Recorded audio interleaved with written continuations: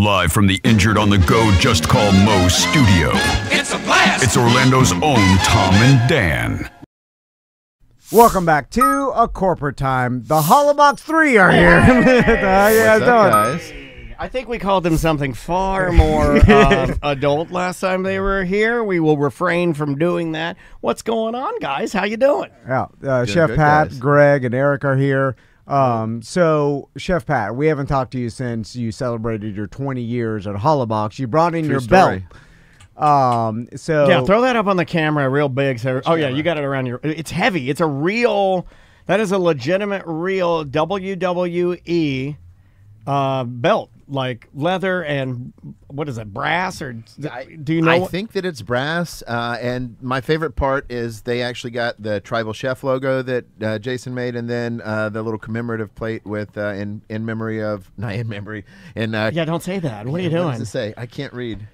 Presented for dedicated years of service, and then the date that I started, and at age 20 for 20 years at HollerBach. That's killer, man. Congratulations. do you ever think, like, in the future, it will be in memory of Chef Pat? I mean, I'm like, eventually, because eventually it chances will are be. Eventually it will be. the restaurant One day, will one day. outlive you. You know what I'm saying? You ever think about I've that? been doing that a lot lately. Statistically, though, Yeah, true. I've been doing that a lot lately with my hip. I got a full hip replacement. I've been saying a transplant. Yeah. I've been saying I'm getting a hip transplant, which would lead you to believe that I have someone else's hip. right. Or Which is a, kinda- or a pig's hip. I already had a pig's hip. Joke's on you, doctor. I'm the pig. They use pig stuff for humans. Don't you? Can we stop? Weird. You know what? The first thing I'm going to do when I become president, no more pig stuff. We're not using that. We're outlawing that Like, stuff. why is a pig's heart so close to a human's? You can know use why. its valves. You know because we why. just eat slop. Yeah. You know why? Weird. Slam hogs. Anyway, back to 20 years. Yeah. So, I thought of this, Chef Pat, that is it super rare for a chef to be at the same restaurant for 20 years? I think so, yes. As far as I know, I don't know any of my chef friends that have cooked for more than 20 years because it kills you. Yeah. I was One way or another. You know, I was talking to my daughter about this last night because May likes to cook, and she's been bringing up, like, professions. Like, 2 days ago, she saw this lady that was doing the roof on our townhome, and the lady owns the roofing company, and then she's like, I want to own a roofing company. Well, that one got the nod from Mr. Tom because he was like, well, there's a lot of money in that, Maisie. Good job. Yeah. Now she was talking about how she wants to be like a chef. Not as much money and I would imagine a lot more work, like chefing or cooking or at the highest level when you're running a kitchen that has to be consistent day in and day out. That's and the key. HollerBach is that. That's the thing. Yeah. Because anybody can, I didn't say anybody, lots of people run restaurants, but not well. Yeah. Doing it the same way consistently at a high level, I would say that we do. I know both of these guys have their chops in the industry as well. So I think as far as things go, we do okay. Yeah, I think you guys do a damn fine job because you're also not just a restaurant. It's one thing to pull off good cuisine, but you're a destination as well. So that makes it a little, I don't know, a little different. I think you have more of a microscope or more of a lens on you at that point. Well, Sure. I think in the sign of the times when people are going to be kind of watching where they spend their money, and they're still going to go out because nobody likes to cook. So they're going to try to look for that quick and easy, cheap and easy, fast and quick type cheap, or they want an experience. And I think that's what you get when you go to HollerBach. You're gonna spend a couple of bucks, get a great meal, but you're gonna get a huge experience. With the way your voice is, and I like your voice, I almost thought you were going to go, you're going to like the way you look. You almost leaned into you're going to like the way you look, and I almost came over and hugged you. Like I was like, oh my God, can you measure my inseam, please? I need a pair of dress pants. Absolutely. And Greg, those glasses look like you should be driving a mechanical spider from the future. Excuse me, sir, where's your solar-powered balloon? You look like in the future a solar-powered old Mad Max balloon. Oh my God, the Dreamfinder's here. Yeah. That's an Epcot reference. Yeah, sorry, Greg. Yeah, I think he had the same glasses. Yeah, sorry. Tom But you hates knew when you put them Tom, on, though. You knew when you came in and Tom hates fun glasses. Every single one of you have mother effers, and I mean that with love. You guys are family. Hey, But all three of you know that he hates wacky glasses. He hates it. And you know he does. And I'm just the opposite. Like, if I have to wear them, and I haven't gone to an optometrist, I think it's about time that I do. But if I didn't have these, I wouldn't be able to read my phone, my book, or anything like that. But if I have to wear them, they're going to fucking stand out. Yeah. So when I got him. It's fine. Greg, we're on the radio.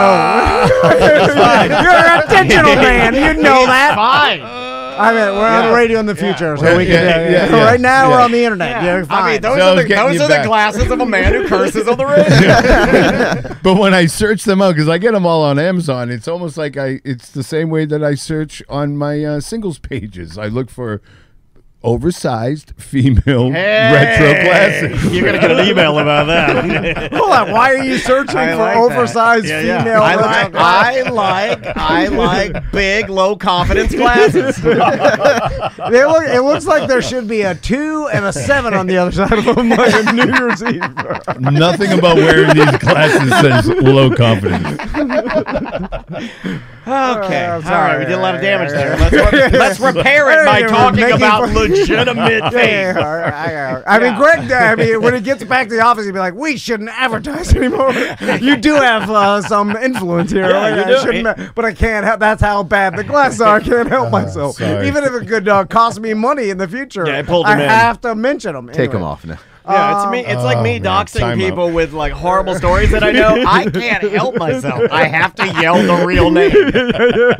Have to do it. Back to 20 years, Pat. So I imagine at a restaurant it would be extra like, so when you go to HollerBach, I'll give you a crown real quick. You're my only chef friend, and I got tons that has been at a restaurant that long. Nobody even close. Like you, not even close. And I don't know if it's good or bad still at this point. But so. I think it's different. I think HollerBach is a different animal, and you're more of like a family member to the family than you really are, right? Is that right? But they're I mean, yes and no. But Chef Pat was at Linda's mom's. Yeah, I went to party. Nanny Jean's birthday party So, at the there you go. ALF on the lake a couple months ago for her like 88th birthday or 89th birthday or something. So Yeah. but it also it will give you a sense of consistency, and there has to be consistency with you being in charge for so long. Where if someone gets a meal 15 years ago, they can expect a damn near similar meal. Yeah, you know what I'm saying? Pretty much. And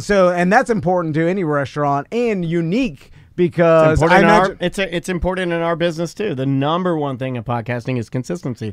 And that's the number one thing that people fail when they even start it, is just being consistent. Well, like because if a new chef does come into a restaurant, things will change a little, right? Like the way he does things. You would think. Or do they stick to the restaurant's recipes? See, that's why restaurants don't work a lot of times, especially I know German restaurants, so I will speak on German restaurants. And my perception is that you have somebody gets maybe too old to cook anymore, right? They want, I'm going to hire another German chef, right? But that German chef, I know better than him, so I'm going to do mine a little bit better than you think, but that's not what he wants. So then they don't get along great. So then you got to find another German chef, and eventually it just is not there anymore, I think. Are you familiar with Anna's? Where's the Polish place, the little Polish place? Is that here in town? Like, she was kind of like that. Very, very small restaurant. Like the tiniest little restaurant. Heard of that. Great little restaurant. But what was interesting about her, she came out to our table one time. We got to talking, and we've been going there for forever. And she said that something very similar. She was like, I didn't bring another Polish person in here because they would have wanted to mix up all the, and I have my recipes the way that I want them. For sure. So she got a really good chef of all, and it was really funny because he came out, he was Haitian.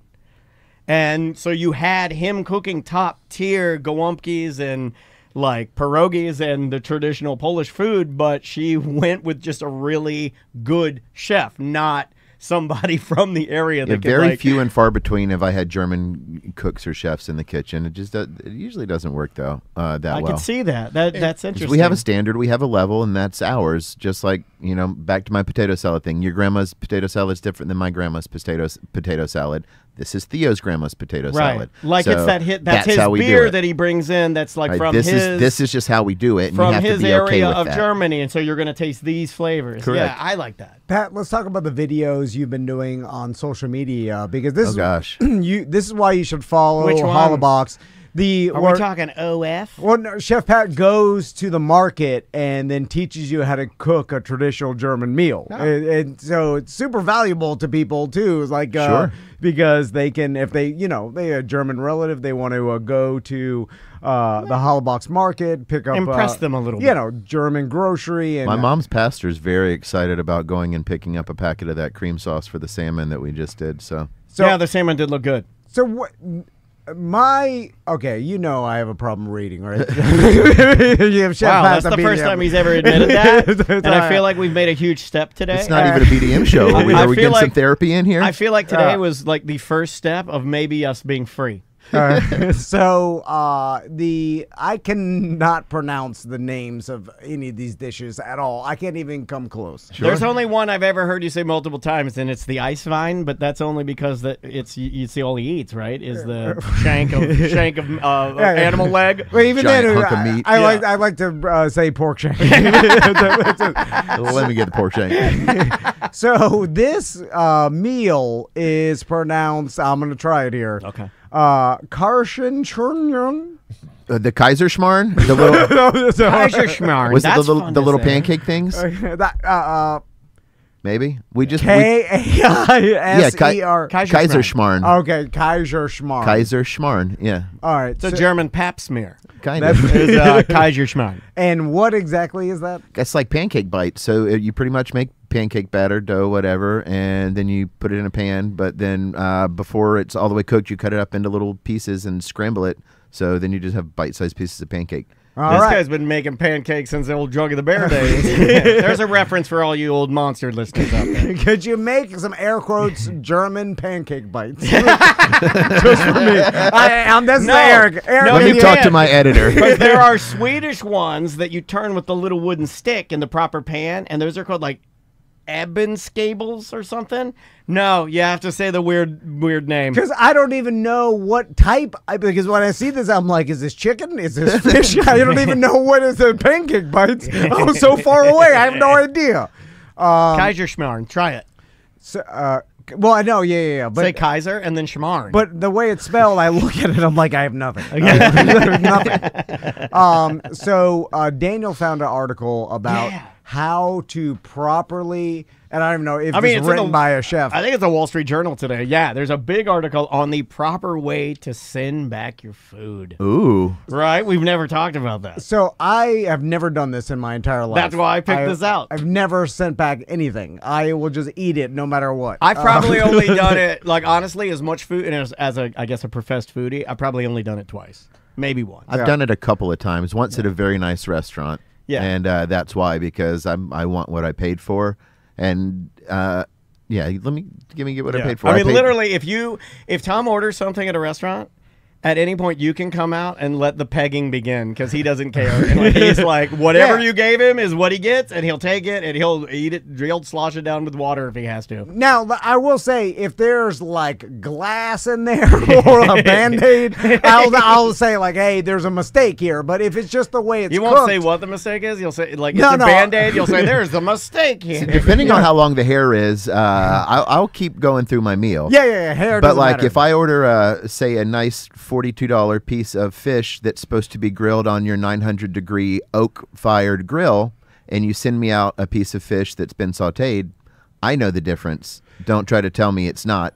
Take it back. Yeah, because you know the oak-fired difference. Grilled fish sounds amazing. Doesn't it? Yeah. Even if it's raw, I'm like, this is the way it's supposed to be. Like, I don't know. I'll eat it and pay more. Because I'm just trusting that the people, in the back room that's... It's called a kitchen. They call that right? Let me confirm with Pat. Is that called a kitchen in the back room? It depends. We got a back room too, but you gotta be in the know for that one. I call it the food room. That they know better than me. Pat's food and room. whatever comes out, I'm like, well, they meant it to be this way, so I have to eat it. We're getting to the chat room. We're getting some people pointing it out.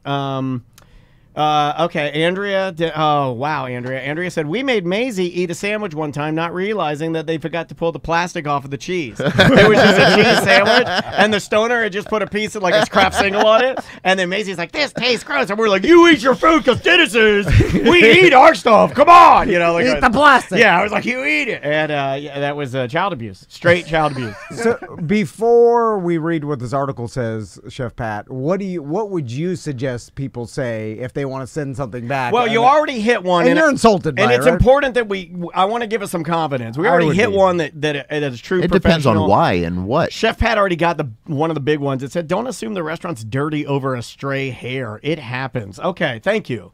I think that's a big one. A lot of people will like freak out. It's like, you do realize that everyone working here has hair. Yeah, and there's a lot of humans We're involved, animals. and then hair flies around in the wind. You know, whatever. But if they're like criticizing the way something's cooked, and you know it's cooked properly, what do you do then? I'll argue the hell out of it. No, I've many times over the years I've had people try to tell me that their pork was chicken or that their veal was pork or something like that.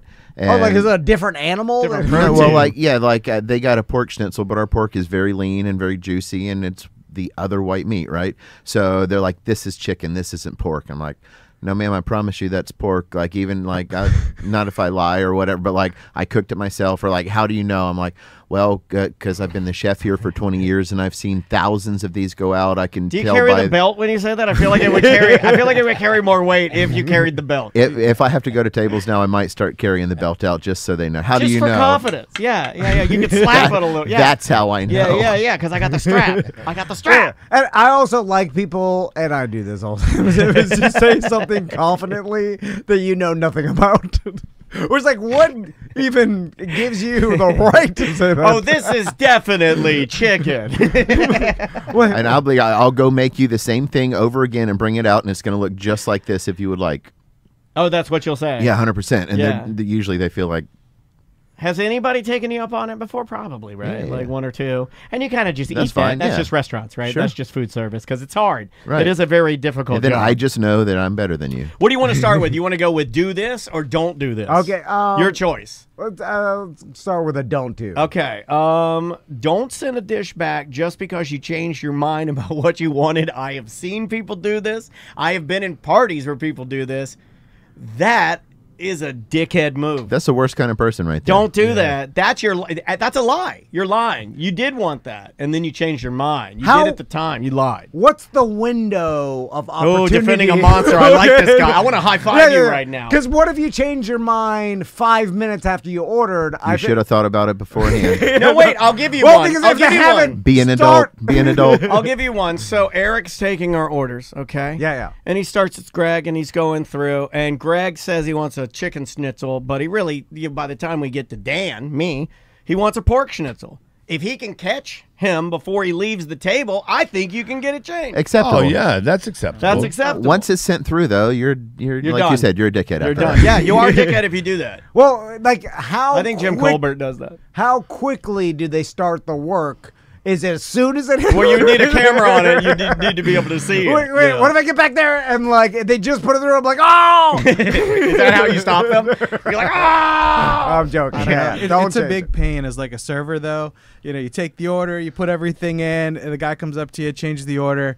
You got to go back. Sorry, guys. Don't actually make this. I need you to make this. I got to get 86, the the manager. thing, I got to do all it. Then Like, half the time, the original one still gets made because there's a lot of stuff going on back there. I do so. like that. I will tell you, when it still gets made and they bring it to the table and they're like, you can just keep it. I'm like, and cooks are mean. Cooks are mean. okay. So just, you know. All right. Yeah, That's you good don't to want to know. go. You don't It's want to go hot. back Things there. are heavy You and want me to sharp. give you a few do's? Yeah. All right. Speak politely if something is clearly wrong, like i.e. cold food, undercooked meat, unexpected allergens. Be specific about why you are not satisfied. Details help the kitchen correct the issue. For sure. Yeah, tell me what's That's. wrong. I think that's where you would, and this is not a diss. I think you'd have problems because details to you could be perceived as if you're like hurting the person's feelings. Yes, or I'm personally weak for not eating this raw. Well, I didn't think that. That was not something I saw. Yeah. It's like, I don't like it that much. I'm a baby. Okay. That's what I'm telling another grown human. That's extra crazy, and I like that. That I'm too much of a baby just to eat what they gave me. Request a remake if the dish arrives not as ordered. Ask if a dish is supposed to be served hot if it arrives cold. See, I don't agree with that one. That sounds passive-aggressive to me. Oh, no? Chef Patrick aggressive right there. We went Is this the proper way, Pat? Probably not, but I'm a dickhead too. So yeah. Well, this is the Wall Street Journal. I would think that from their food, the etiquette. We went to a big chain restaurant that's known for their extensive menu and many types of cakes of every variety. Yeah, I know what you're talking about. Cheesecake Factory. And got us. My wife ordered like a Korean bulgogi bowl or something. Everything came out room temp. Like the beef was room temp, the rice was room temp, the pickled veg were room temp. Yeah. I called the server over. I'm like, hey, is all this supposed to be the same temp? Like, should the rice and beef be warm and the pickles be hot? I don't know. Let me go get a manager. Manager came over to tell me that that's how they served it. And my answer was, what would the health inspector think about that? And Tom would never do that. Tom's never going to fire a health inspector. You're bringing in the government? My God, you just ratchet. You just took it to Donald Trump. You took it top tier. And then he went in the office the rest of the time. Oh, my God. You took it to the president. I do like it. What would President Trump think about this? Is he going to make this dish hot? Is everything here supposed to be lukewarm? I don't think it is. I don't think it is. No, is but it? no. I don't know. I don't know if it is. Sir, this is a factory. Do you know what goes on in a factory? Let's see. Take your leftovers home if you're too full. That's on you, not the restaurant.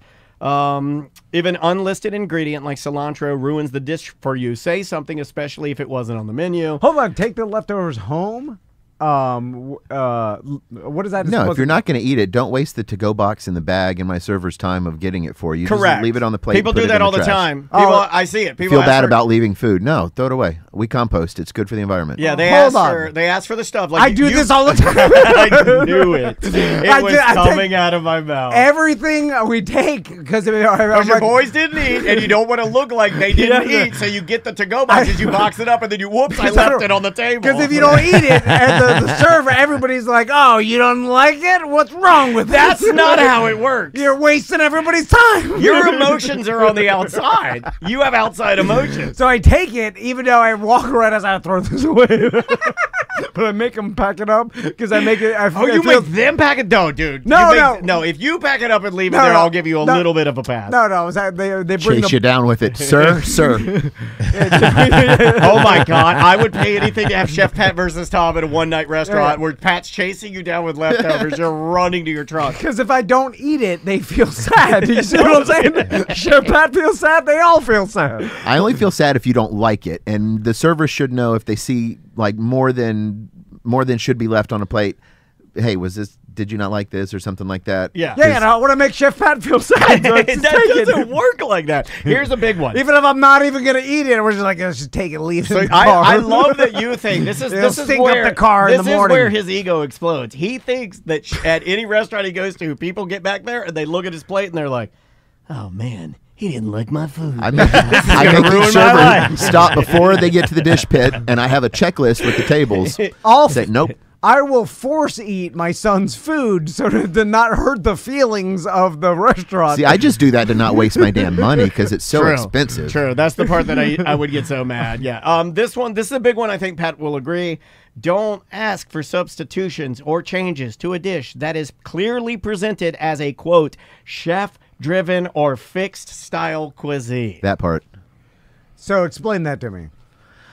Oh, God. Sorry. You're okay. But this I'm is trying a to big figure one out because I see people do this at tastings a lot, and it makes me sad because they'll be doing like a beer pairing. I'll jump in and do some heavy lifting. Let's say I'm at a beer pairing real quick at HollerBach, and they're going to have some awesome German beer, and they're going to pair it with Chef Pat's awesome German food. And then somebody's sitting there, and then they bring out the pairing, and then they're like, I can't do this right here. Can you actually make an exception and instead of making it this, make it this? And it's like, well, no, that's not what. Don't eat it. That's not what this was. Yeah. This was fixed. Yeah, we're presenting to you the way Pat it's wants art it at Pat's this point. way. Yeah. It's telling an artist like, I don't like this windmill. It's exactly that. You're like, it's not for you. Yeah. Well, it is for you, and that's what's weird about food, though. Sure. Because like people, they're like, I like this, and you're like, you don't understand what you're doing here. I like the way you put that. I am a food artist. I'm presenting you different tastes that you are supposed to experience the way they're supposed to be experienced, right? Sure. So one of our dishes, sauerbraten. Like most of our things have set sides on the menu that they come as a certain way, but you can change it. It doesn't hurt my feelings. Do I think it tastes better the way we sell it? Yeah, sure, of course. But again, that's on you. However, if I'm, say, doing one of my chef's nights, yeah, don't tell me you don't like something on the thing and ask to change it, because that's not how it's supposed to be. It That's also not for you. slows down and kind of ruins the idea. The kitchen has got it set in a way where Right. they can maximize their efficiency, and not just efficiency, but I think the overall experience and the way that the food is going to taste, because it might be set up a specific way Sure. just to do So I'll say X. there's the what's the place downtown Disney, the big Irish place that we went to. Oh, Raglan Road. So that's one of the only other like 700 seat restaurants in the area. Big so boy, we yeah. got a tour of their thing and how it works. But number one, they're busy all the time because they have tourists. But on the other hand, all their dishes, you order fish and chips. Do you know what you get with that? Fish and chips for every order. You order shepherd's pie. Do you know how that comes every time? How the shepherd's pie comes. Whereas our 700 seats, Tom doesn't like sauerkraut with his sausage. He wants to get cucumbers instead. Dan doesn't eat red cabbage.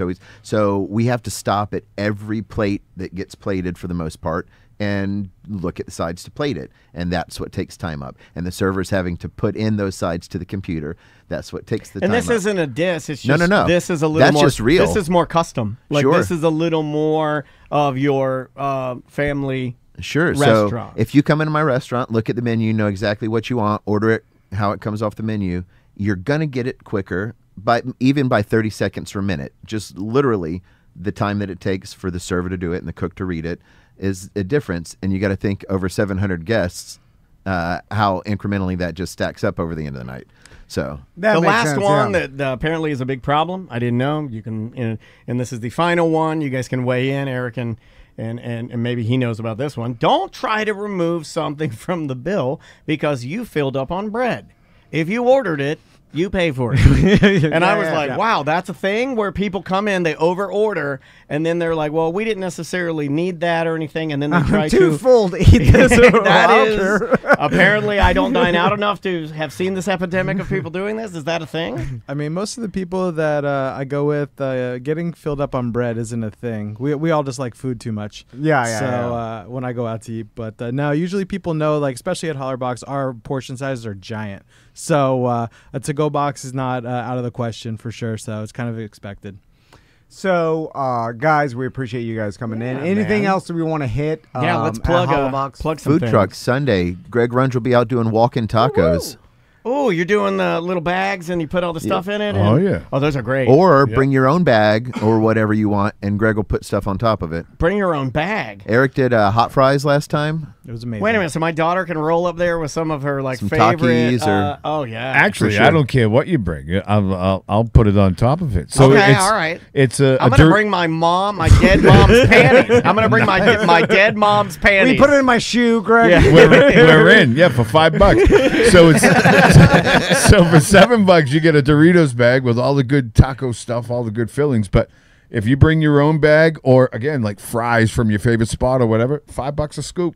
There you Get go. all the stuff. You're like, Roll oh your boys through there. Fill their shoes with chili. It's gonna be love that. it's the cheapest stop You on mean the to block. tell me Tommy bro. Van would not love that for his birthday if you said, hold on, we got to fill your shoes with chili, and you just drove up and then had Runge pour chili in your son's shoes and then drive away? You're like the hot air balloon guy from Waterworld who put anything. If you would put chili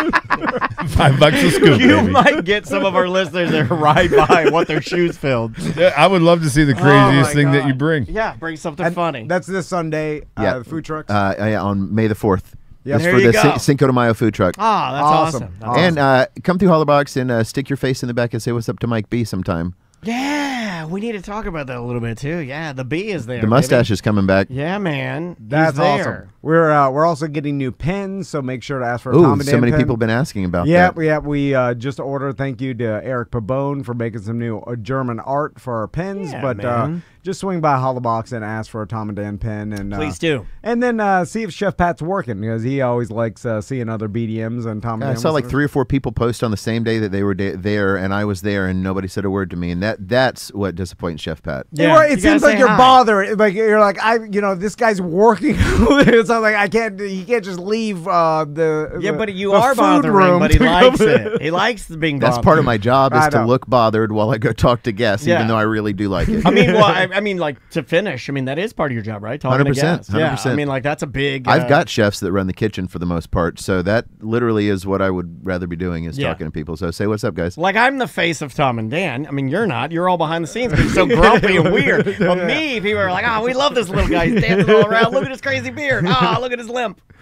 All right, it's HollerBach's German Restaurant, downtown Sanford, and we'll be right back.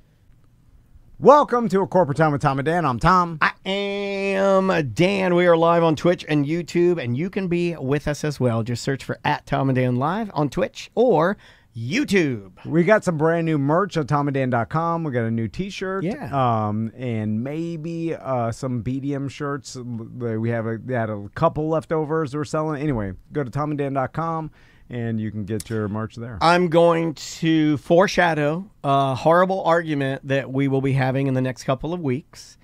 And I don't know how this fell through the cracks. We do have a guest here. I'll get to him in a minute.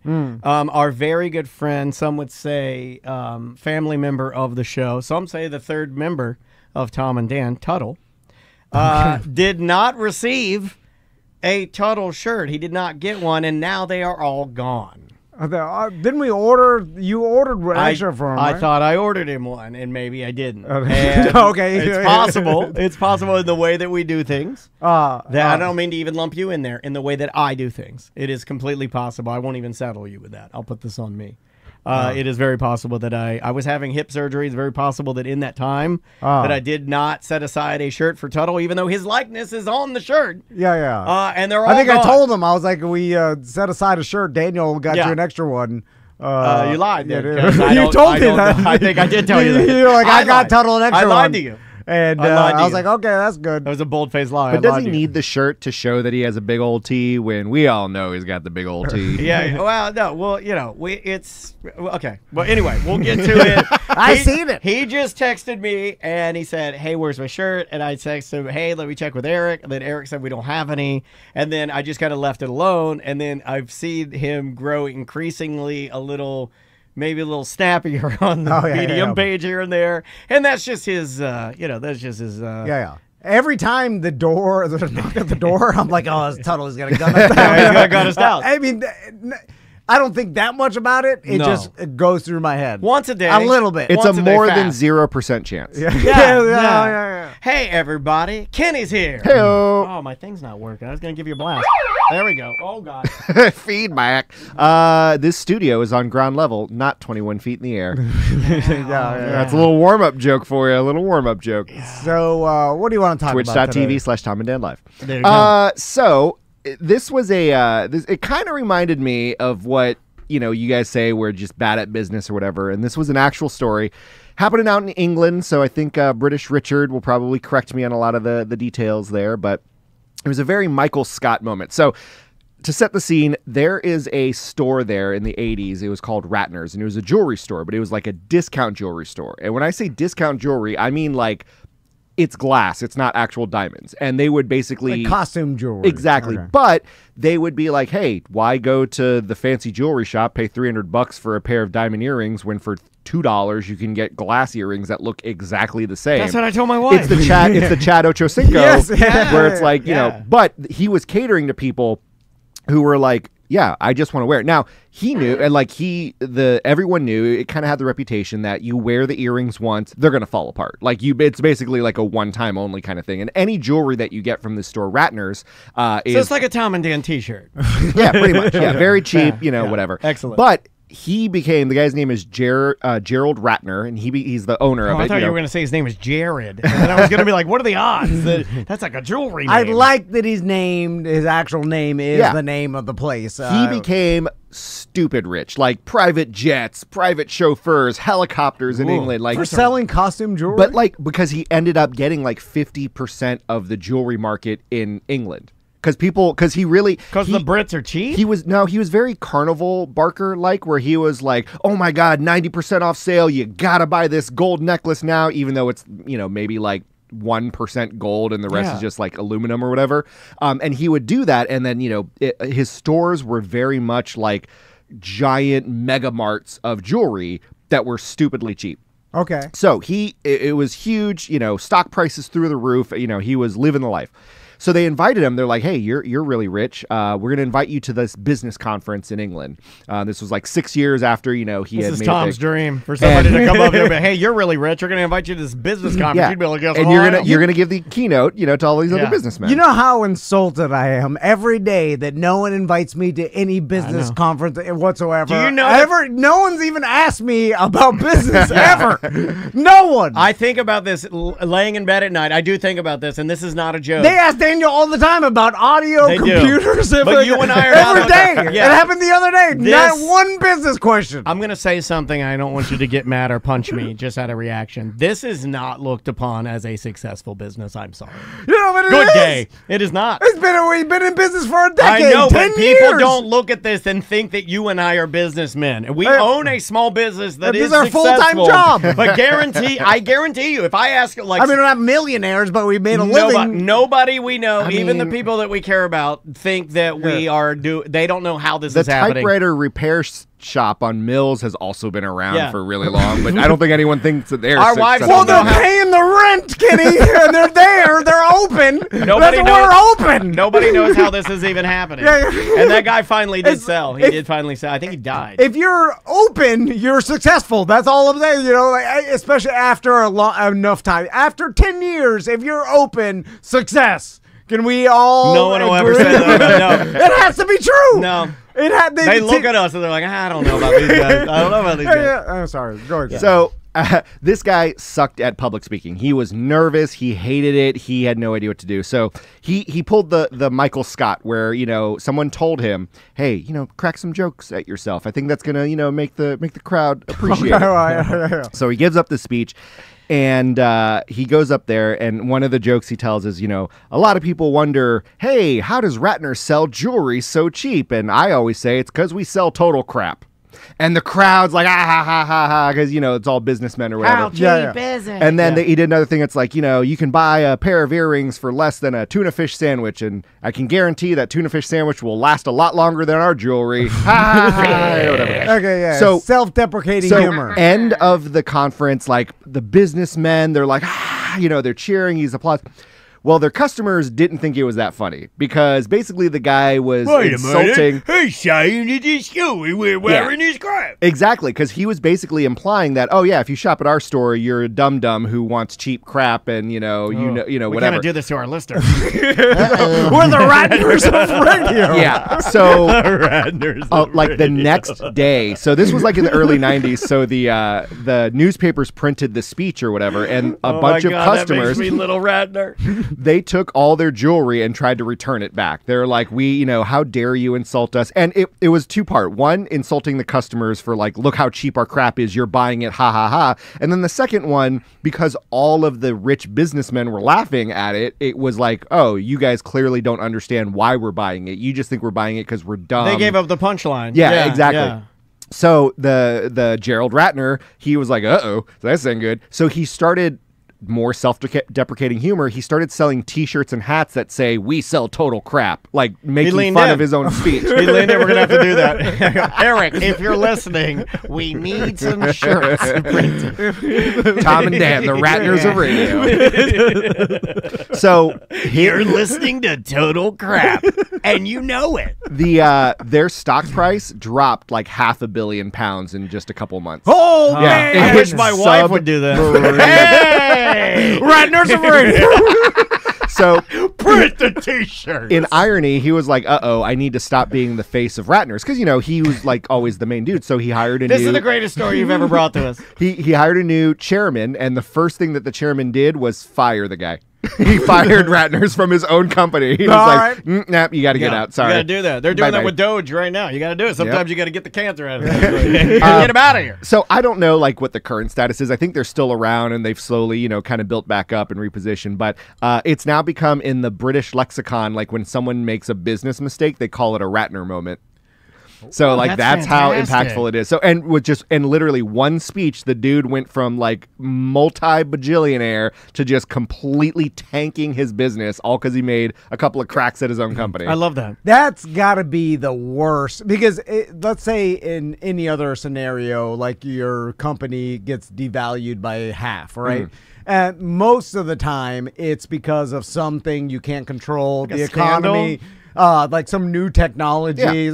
whatever. Mean like just something naturally happens? Yeah, competition, and it's a bad feeling, but it happens. It's like that's the way business goes. What's happening So right that- now with AI? I mean, the job, that we have jobs that are being flipped upside down. Yeah. So many things. I mean, it happened with music when the MP3s, and it happened with pornography when everything just went to tube sites and then just stole the value out of it. And Only a real Radner would bring up pornography. I got to give you a fist bump for that one. But when you do it yourself, and it's literally just a direct result for some joke you made that you didn't even have to go there. You didn't even have to do the like speech. a Nazi salute. What's crazy is people do dumb things and then it affects their companies. But see, that night he's riding on top of the world because everyone in the audience was laughing along with him, and he's thinking this was the most successful speech. I'm a hero. This is why I'm you gonna make bounce these so things much off more of money. pros, right? This is why you get your friend who's a comedian,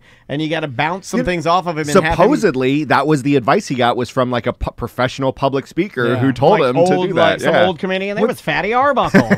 Was giving him. What I wonder what fueled the media of it, because technically nobody would have known unless it must have been a time where it got published in like a popular newspaper or it was on TV. It was like the main newspaper Story, of England or whatever. And I think it was just because because no one would have known unless the media companies didn't shove it in everybody's faces, because it was pre-social media. Now, back then, you had to have coverage for people to know. Like, if this wasn't a story that the media picked up on, it would have been nothing. I will say there is video of it. It's very British, but he's sitting there and he's like, a lot of people don't think that our products are crap. I don't know. I can't do a British accent. That is terrible. But the only reason that again, my God. The only reason people saw the video is because the news played it or whatever.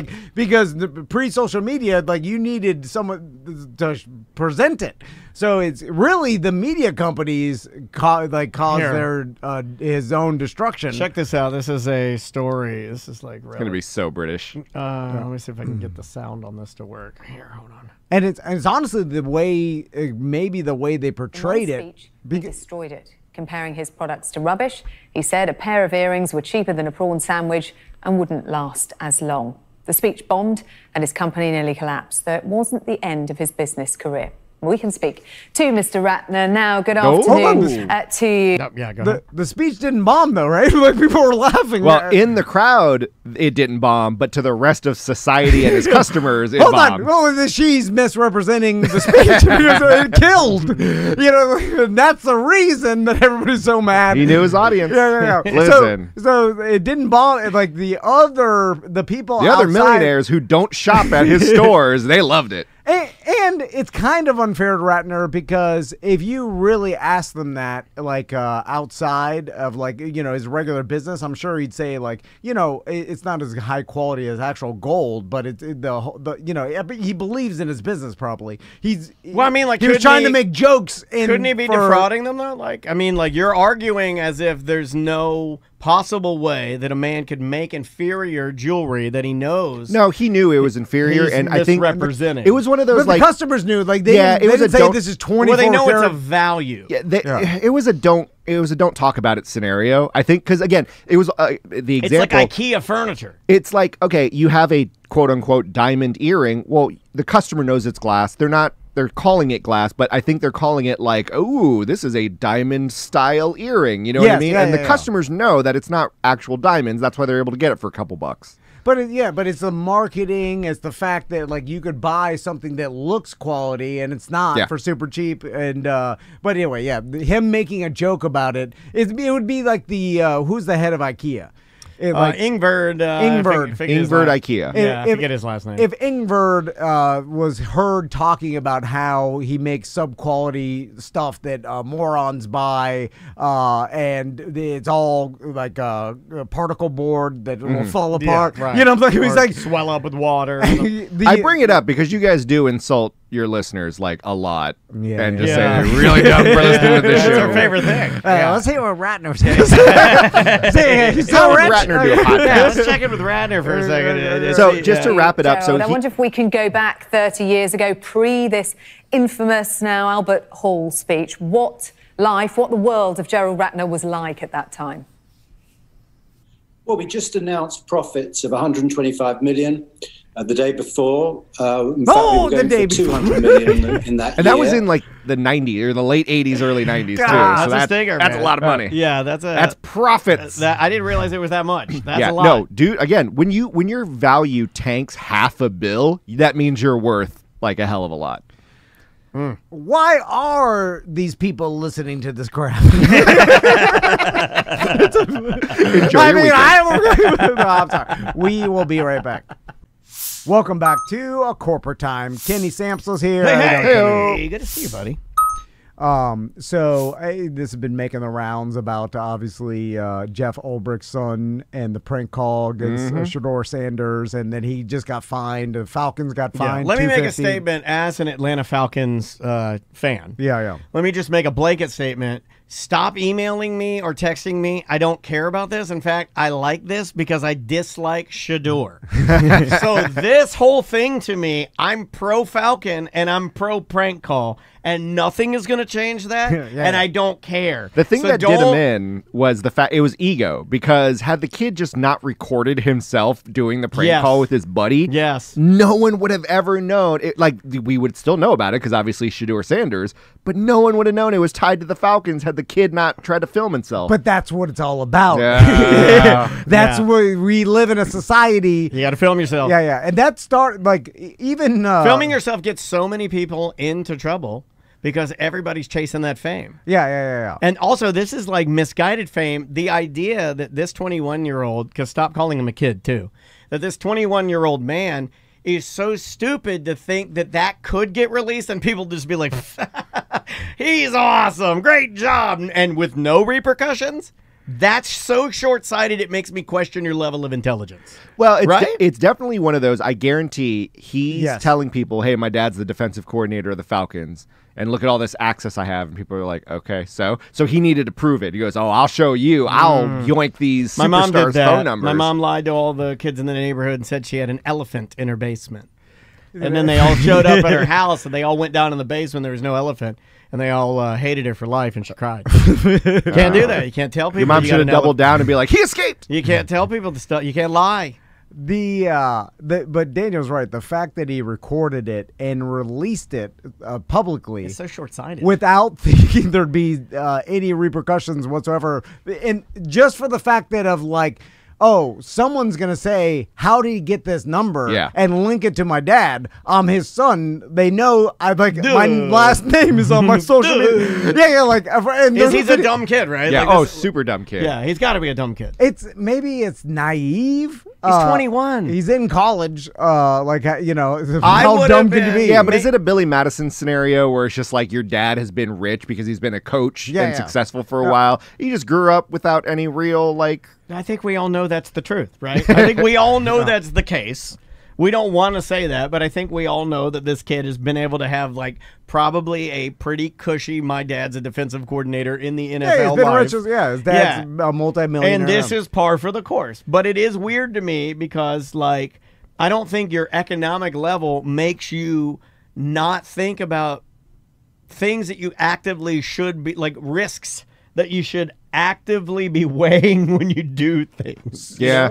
So let's And stop calling him a kid. He's 21. Let's talk about the something related to this, which is doing something where your parents have to pay for it, right? It's seemingly to me it would be way worse than me because Did you ever do one? I can't remember anything that my mom had to directly pay for because of some actions I did. You know, I'm like it's one thing if you're a kid, you hit a baseball and it breaks a neighbor's window, and your parents have to pay for the new window because you're a kid, you don't have the money. Like that's accident. That's an accident. Well, or even if you intentionally, I'm gonna TP or in the neighbor's house and it ruined vandalize their something. Yeah. You know, like there's I remember I used to play paintball in my backyard. We just shoot paintball guns and my friends in the backyard. And I remember my neighbor, like obviously the paintballs would go over the fence and then hit my neighbor's house. And then the neighbor came over but all I had to do is go clean it off. Yeah. So it was pretty harmless. But I guess if I had to pay, if like my mom had to pay for like repainting or I don't know. Yeah, that's a good one. Yeah. But when we were young, I remember like me and like three of my friends, there was another friend of ours that was disabled, and we used bats to destroy his wheelchair. We just beat it all into his bent. He was like literally bent into nothing, and then we had to obviously buy him a new chair. The pranker is 21. So do you think the dad tries to make him work it off and just be like, okay, you owe me $100,000 now? Everybody keeps saying that, but I got news for you. That ain't happening. Okay, this is just what I think, and you can email. Feel free to email $100,000 me. is gonna be a The while. kid ain't paying it. The dad ain't paying it. No one's paying it. This is all fake. The 250 is fake. The 100 to him is fake. If it's not fake, show me the receipts. I want to see it coming out of his bank account. Well, it's a nothing. It's just what we're being told behind the scenes. They're going to work it out. It's just like we're rolling in You're right. We stuff into a real. You know when you do a realtor, when you buy a house and then they roll everything in at the end. That's what they're doing. The NFL, they don't put this. They publicly say they're fine, but everything is being paid internally. Yeah, nothing's happening. Daniel's right. So they could just say it. Pulling the curtain, they technically do pay it, but it goes. It's essentially for most leagues, the fines go to charity. So it really is just a tax write-off. So it's almost like, the owner or the team will be like, okay, settle up my bill at the end of the year. How much do I technically owe kind of thing? And they work it out that way. Yeah. So yes, they're getting fined, but it really doesn't matter. Yeah, it's not the It biggest goes thing. to charity, though. That's good. Yeah, well, I mean, because what's the league's we're going to throw a pizza party with it? It doesn't matter. Hundreds of billions. Like I kind of wanted it to go back to the league. And a majority of the time, like when a player depending on what it is, like if a player gets fined for, like in the NBA, for example, let's say too many technicals, if the team or the coach has his back, the team will pay the fine on behalf of the player. Like you know what I mean? Like the player rarely ever has to pay a fine. So it all is a nothing to Shador, nothing to anybody. It's all a zero. But what it is an emotional stab in the heart to Jeff Ulbrich because his son did something. So it makes Jeff Ulbrich look bad. Yeah. Because as a father, if my son, It's a lack of discipline. like for instance, like let's say, I mean, yes and no. Sorry, Tom, go ahead. okay, well, no, use it. Well, because if my son, I have a bunch of numbers of different celebrities in my phone. I don't know if you knew this. That is Tim. Travis absolutely Pastrana. true. Yeah, I happen to have Travis Pastrana's. He has Richard Hatch from Survivor, you mother effer. Yeah. And then He's got a Carrot Top in there. He We have a abused his Tom kid. Petty impersonator in there. Bob Petty's in there. You ever met Bob Petty? What was the old man that we recently interviewed that was friends with Elvis? And, Oh, Pat Boone. Dude. Ah. He's got Pat Boone. Pat Are you crazy? Boone's cell phone Yeah, number. you're talking to Castleberry Pat Boone right here. You better slow your goddamn roll and show some respect. It goes- Kiss his ring right now. Here's the thing. Okay, your son is 21. you trust him, so you leave your No, you your don't. phone or Back your that iPad. up. My Yeah, dad yeah. didn't trust me at 21. Are you insane? No, but you're not hiding Well, let me say the this. information. You're safe. Yeah, you trust your kid. Hey, don't touch my iPad, which you know is a Falcons issued iPad. You know what I mean? Like, this is company property. Don't touch my stuff. You know, like, or even if you did touch it, don't start prank calling. Yeah. the private numbers. so funny. And he knows the situation. Like all these players are given by, like even Shador said, he's like, Sprint Mobile just gave me this phone. Yeah. Like it's part of advertising. Even Sprint Mobile. Whatever. Yeah, you know what it is. Singular Wireless. They have the gave me alien this phone. walkout. Metro PCS hands him a phone. And so, but back to my analogy. And then my son prank calls Travis Pastrana. Which one? Which one does it? Just for details for me, because I know them both. If you had to guess. God, I'm trying to think of Now, who I would go do it. on who wrote what in the bathroom. And I'd go with Tommy Yeah, Van. yeah, Tommy See, would do it, yeah. I was gonna say, who always asks to curse? Tommy Van. Yeah. And I feel like Tommy Van, if anybody could pull it off, I actually have. Max is too cool to prank call. I think Max might feel bad for Shador and ruining his moment. I think that Tommy is just not looking at that enough to pull it off, you know? But also, do it as a joke. He's the comedian. Tommy is. Tommy's funny. He likes making other people laugh. He does like that. He's very although funny. he does want to be a speck of dust, which I relate to. But Speck anyway. of Dust tour. I can see it now. So he prank calls Travis Pastrana, and then somehow Travis Which one would Pastrana- hurt you the most? Huh? If he called Travis Pastrana? It was like, hey, it's me, Druggy the Bear. You remember me? Of course you don't. Well, that's And he hangs pranking up. me. Like, listen, I'm trying to even put it So in the analogy. Travis Pastrana, he's awaiting a call because he's going to strike a deal with a BMX company to BMX, you don't know nothing, I- kid. I- It's Get outta here. motocross. My God. You You must watch WNBA. freestyle. Really, it'd be the Nitro Circus tour or whatever. Like, he calls and then pretends to be some bigger deal that wants to take the Nitro Circus tour to the next level, right? But he pretends to be like, oh, I'm Mark Cuban. I want to invest in Nitro Circus 2.0. Yeah. That's fair. Yeah, And that's then, pretty good. And then so Travis Pastrana's like all excited, and for some reason they're filming his reaction, and he's like, "Oh God, we're gonna be rich." Yeah, we have or Mark whatever. Cuban on the line, Travis. And then he finds out it's a prank call. Then he's like, so now Pastrana's like, "I'll never do another interview with Tom Dan again." And then so anyway, that's the closest I can think of. I like that role Which play. in all this whole scenario, I would be proud that he got us the publicity because we did it anyway. See, I don't know But- if I could look past the idea, even though I would feel bad for you.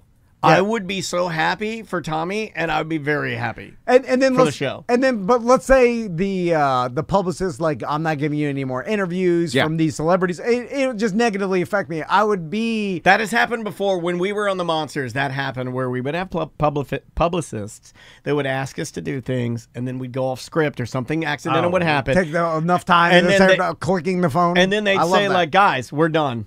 We're not working with you But see, anymore. I'd say yes. Take that. But in this example, No one cares. Even the host don't care. if this happened with Tom, in this example, it would have to be where, Dan, you're pissed off at Tom that he now lost all these contacts Yes. for interviews. Yeah. And now you are sitting there like, now, like, hey, look what your dumb kid did. Yeah. Because that's what everybody's perceiving that we're doing to Jeff because of what his son did. And and the Falcons owners, head coach, and all that. it's unprofessional, and it It's shows. a distraction. That's the part I Yeah. hate is that it just looks so rinky-dink. It shows the world that you raised a person that didn't know, that didn't even think. It's so dumb, honestly, that didn't think that putting this out on the internet was going to negatively affect him, your dad, in which you got the information from. You stole the information from your dad, and you posted this, a nothing prank that was bad to begin with, that no one laughed It wasn't at. even that good of a prank. It was a horrible prank. No, it wasn't good. Like, it's not as if Shador was never going to play football again, and the prank was he called them and be like, this is your one opportunity to get in the NFL ever. Like, okay, he's going to get picked anyway. You know, it Like, would have been better if he'd have said, like, hey, did what's his name get with you? These nuts. A simple classic 90s D's nuts Yeah. and what's his name get with you would have just been would have been 100 times better than what he did. The best punishment, I think, for this kid. I'm He going had to keep call saying Shador, kid, and Shador took his his call. Go approach him, say you're sorry. Like that's dumb. Yeah, I think Shador's like, I don't care. This dude needs to be publicly like banned from the NFL forever. Cannot go to a game. Cannot like attend any facilities. See, that like, makes more sense to me than the $100,000. Yeah. That's dumb. Like, I hey- know you're not doing that, but if you do say like, hey, you can't be a part of this anymore. Your dad's allowed to do his job or whatever. You cannot attend. Well, his dad didn't do anything. No, I know, but other than trust his son, which I don't really want to fault dads for doing that. Like his my son- dad didn't lock his office. His son has access to a suite and the team facilities to do whatever. It's like, nope, you're banned from it. You can never go to a football game ever again. I'd be okay with that. Here's the paradox of this all, is that if you're Roger Goodell or whatever, the owners will look at this and like, good, I'm glad it happened. $30 million worth of publicity for the NFL. Another drama story to people to talk about. Like, they don't care. I mean, yeah. And They don't purely give from an advertising aspect, you literally just set fire to entertainment for a 5th round pick. When do you get that much love in the 5th round? You don't. And if you're the 31 other teams, you're like, this only makes us look better. Like, you know what I mean? This just makes our organization look smarter. Yeah. And now, what do you guys think? Olbrich is the only one that looks suffers. bad. Yeah. Because even the dumb kid, people like, this kid will just be whatever. It'll be forgotten in 3 months. Yeah. Everybody's like, but Olbrich, as a dad, you just got a bunch of worldwide publicity of being a dad that raised a kid that would do that. They would betray your trust, honestly. And now that's what it was. So a lot of people don't realize, like, why do they get fined for the prank? The fine was for breach of security. It's essentially like an IT issue. You know what I mean? Like, you allowed confidential information to go out. That's what the fine is for. But that's going to now follow him because let's say he gets an opportunity for a head coaching position elsewhere. That's going to be technically tagged where an owner or a GM is going to be like, okay, I don't know if I trust you around being the head coach because we saw what happened in Atlanta. You know what I mean? Like, that's going to unfairly be stuck with him. That was the first thing I thought of, is that he has kind of been, it looks like he's been maneuvering his way back up. Yes. That would be bad. So the other interesting part of this whole stupid story is that other players are prank called too. And then I was like, was it the same guy? Or was it a totally different Chat room is saying person? that different people it was did different calls. people. Because that's let me say this. For How do college, they know it was different? Just from a different number? Did they track the IP address? I mean, it makes sense that it was the same group of dumb kids. I think they have the videos. I haven't read all of the and stories. some of them- different people videoed themselves. Yeah, too. they're different. It was like they're all in a group, and it's like, hey, you call this guy, you call this guy, I'm called this way. and like some that. of the people that are the doing same the group. pranks aren't Yes. affiliated with NFL teams, so friends it's a of nothing. his. Yeah. Because they're not affiliated with an NFL team. Like, this happened a lot, especially in the mid-2000s. Like, J.J. Redick had to change his number. When he was at Duke, he had to change his cell number, like, every month because it would somehow get leaked, and then harassing fans would just, like, call him, text him, just bother him because he was in college and he was, a I used jerk to like that. love calling JJ. Yeah. Yelling at him. I'm like, So, you like, son of a bitch. people's numbers eventually do leak. Now, nowadays, like you said, numbers are plenty, cell phones are plenty. Like, it's not as big of an issue, but numbers get out, and you're gonna get people that prank call them. So this interesting question to me is Shador Sanders, now that this happened, he is subject to more prank call opportunities because of this story, right? So, like, if you mean like a target on his back? well, just like if Shador Sanders' number ever got out again, I imagine someone's like, let's prank call him, right? See, I kind of look at this in a really bad way, and I'll get heat for this, but I think it was everything he did up to the draft is what created the opportunity for the prank call.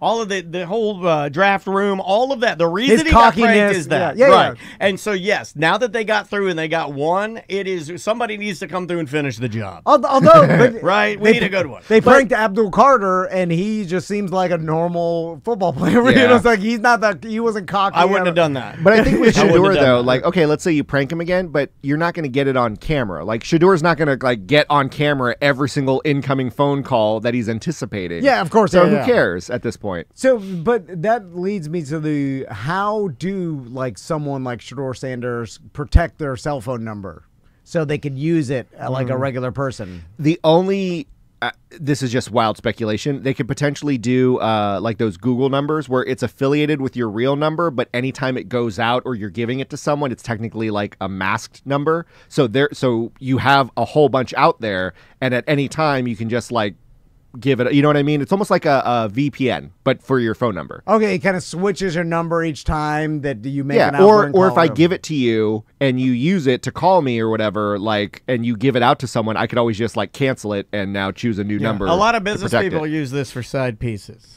Yeah, okay. Yeah. You give out different numbers, and then when they get a little crazy, you shut the number down. But then I have seen, like, there's a lot of celebrities that we've even interacted with that have had the same number and text and stuff like. So they're using it. So I guess for the most part, it just doesn't happen. Damon Wayans uses his real cell phone number.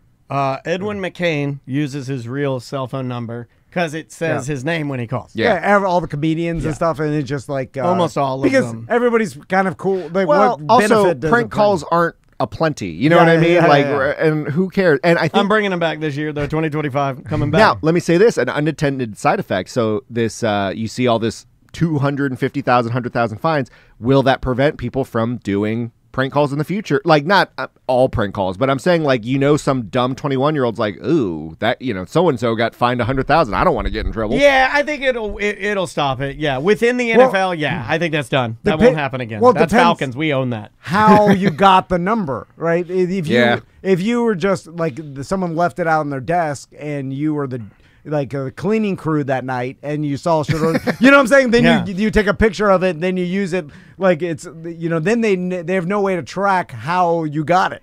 See what I'm saying? Like, and that's the thing, if this was anybody but Ulbricht's son, then there's no way they can track it back to Ulbricht. It kind of makes me a little more interested in prank calls. It kind of makes me go like, because this one wasn't executed properly, it kind of makes me go like, well, we got to finish this story. Do you think there's like an app or a service where, and I'm not talking about like a receptionist, but almost like a digital receptionist where you see that a phone call, like there's a phone call coming in. You can say anything you want to her. Like let's say I have it and I give you guys my number, but you guys know like, hey, the password is this number or whatever, and then that's how it technically comes through my phone saying, oh, Tom is calling you, as opposed to random number kind of thing. As opposed to.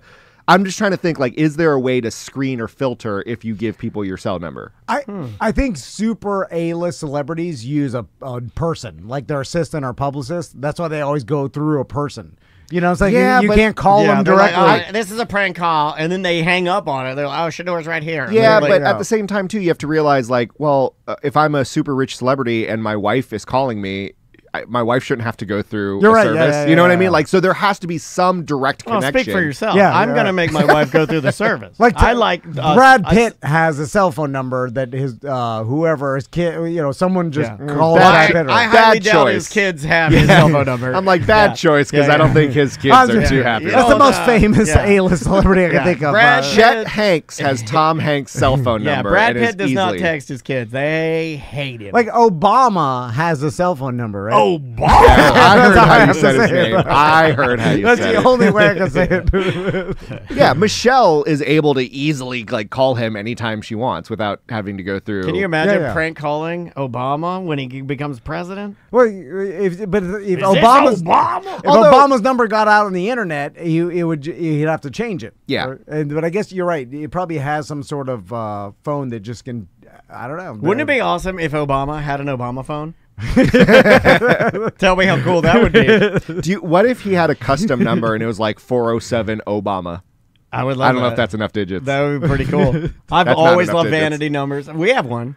1-844 Tom and Dan. What if it wait, hold on. Obama 69. I think that's enough digits. Can we change our vanity number to 1-844 Obama 69? Because I feel like, hold on now, just hear me out. Is it more than $80 a month? It's cheaper. It's cheaper. Okay, it's cheaper. I could go. We'll do Google Voice. We'll do 1-844 Obama 69. Oh, someone's prank calling us. Are they? Okay. Yeah. Do you want me to grab it? Yeah. Thanks for calling. Who's this? Hey, it's DeBerry Joe. What's up, buddy? Is this Obama 69? I'm just out cutting grass, but I just wanted to say my Pixel phone has a virtual call screener.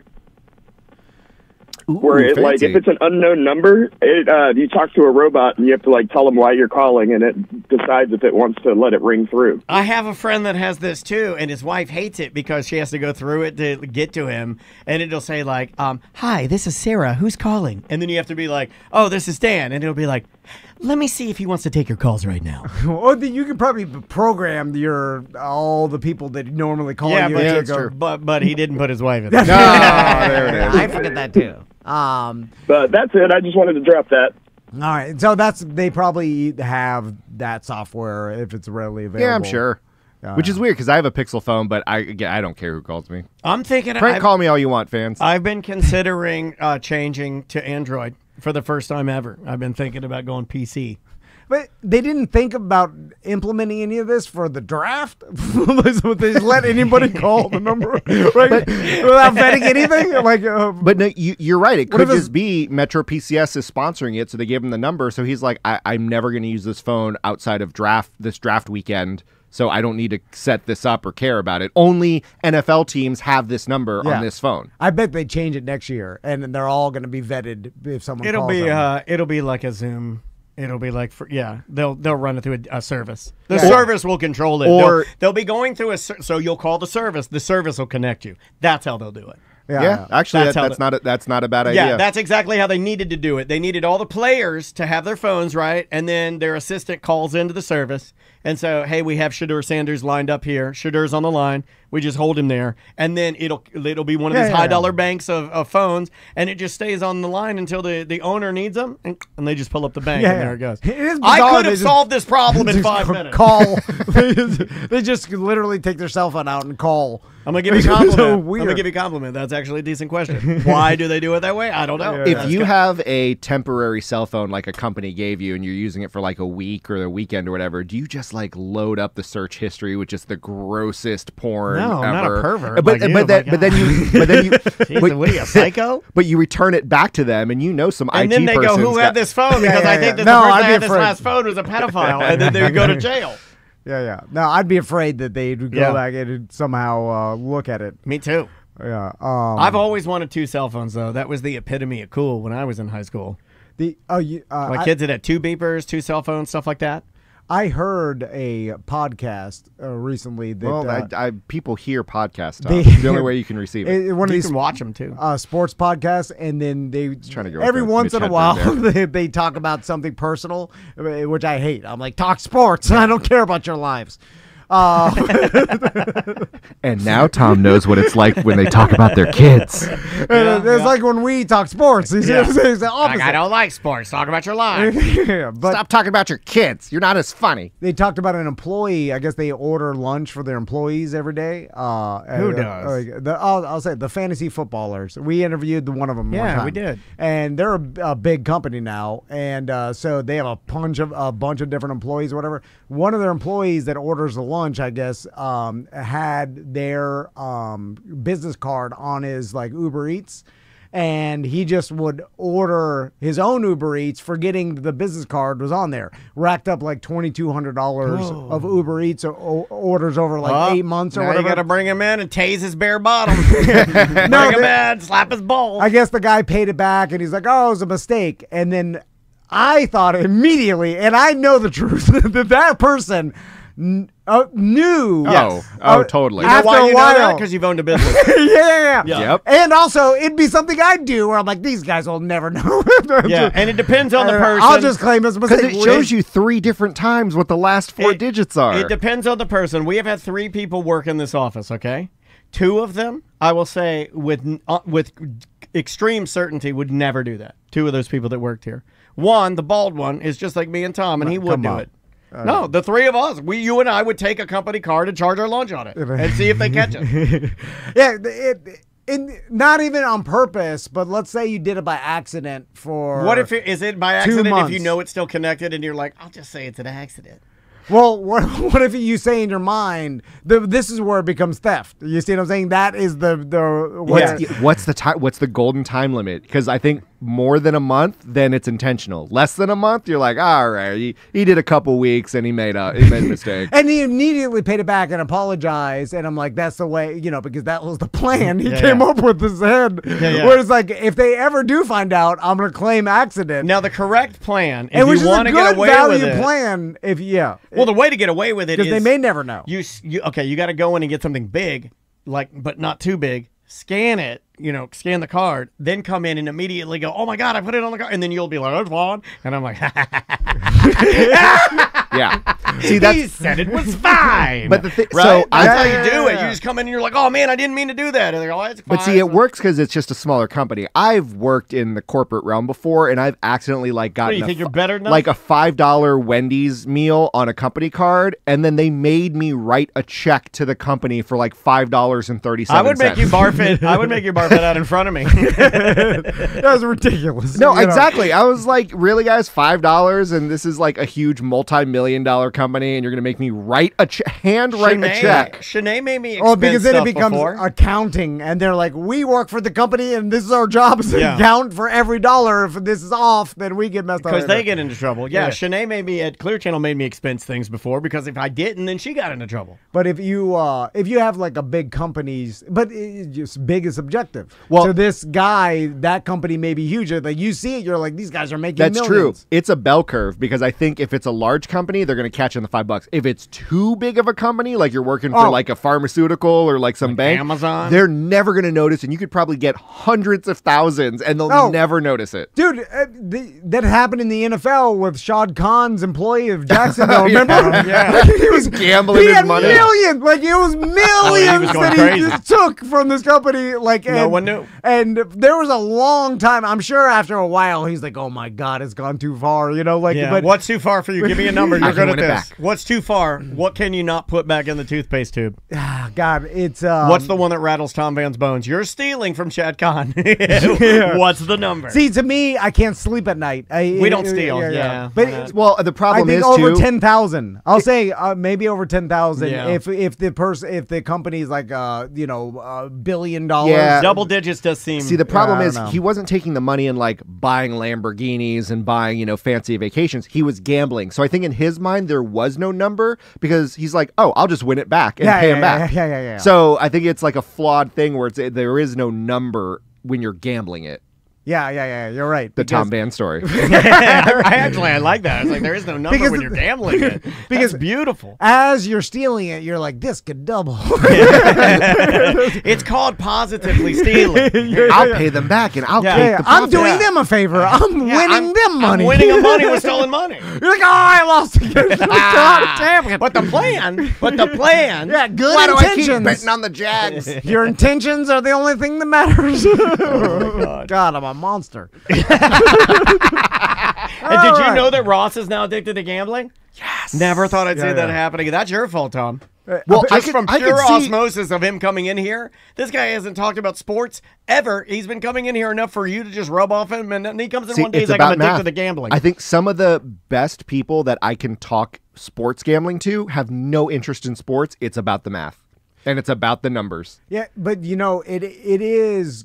I guess there's been talk that this increase in gambling has becoming a problem, and they see like gambling. Sorry, but I'll explain.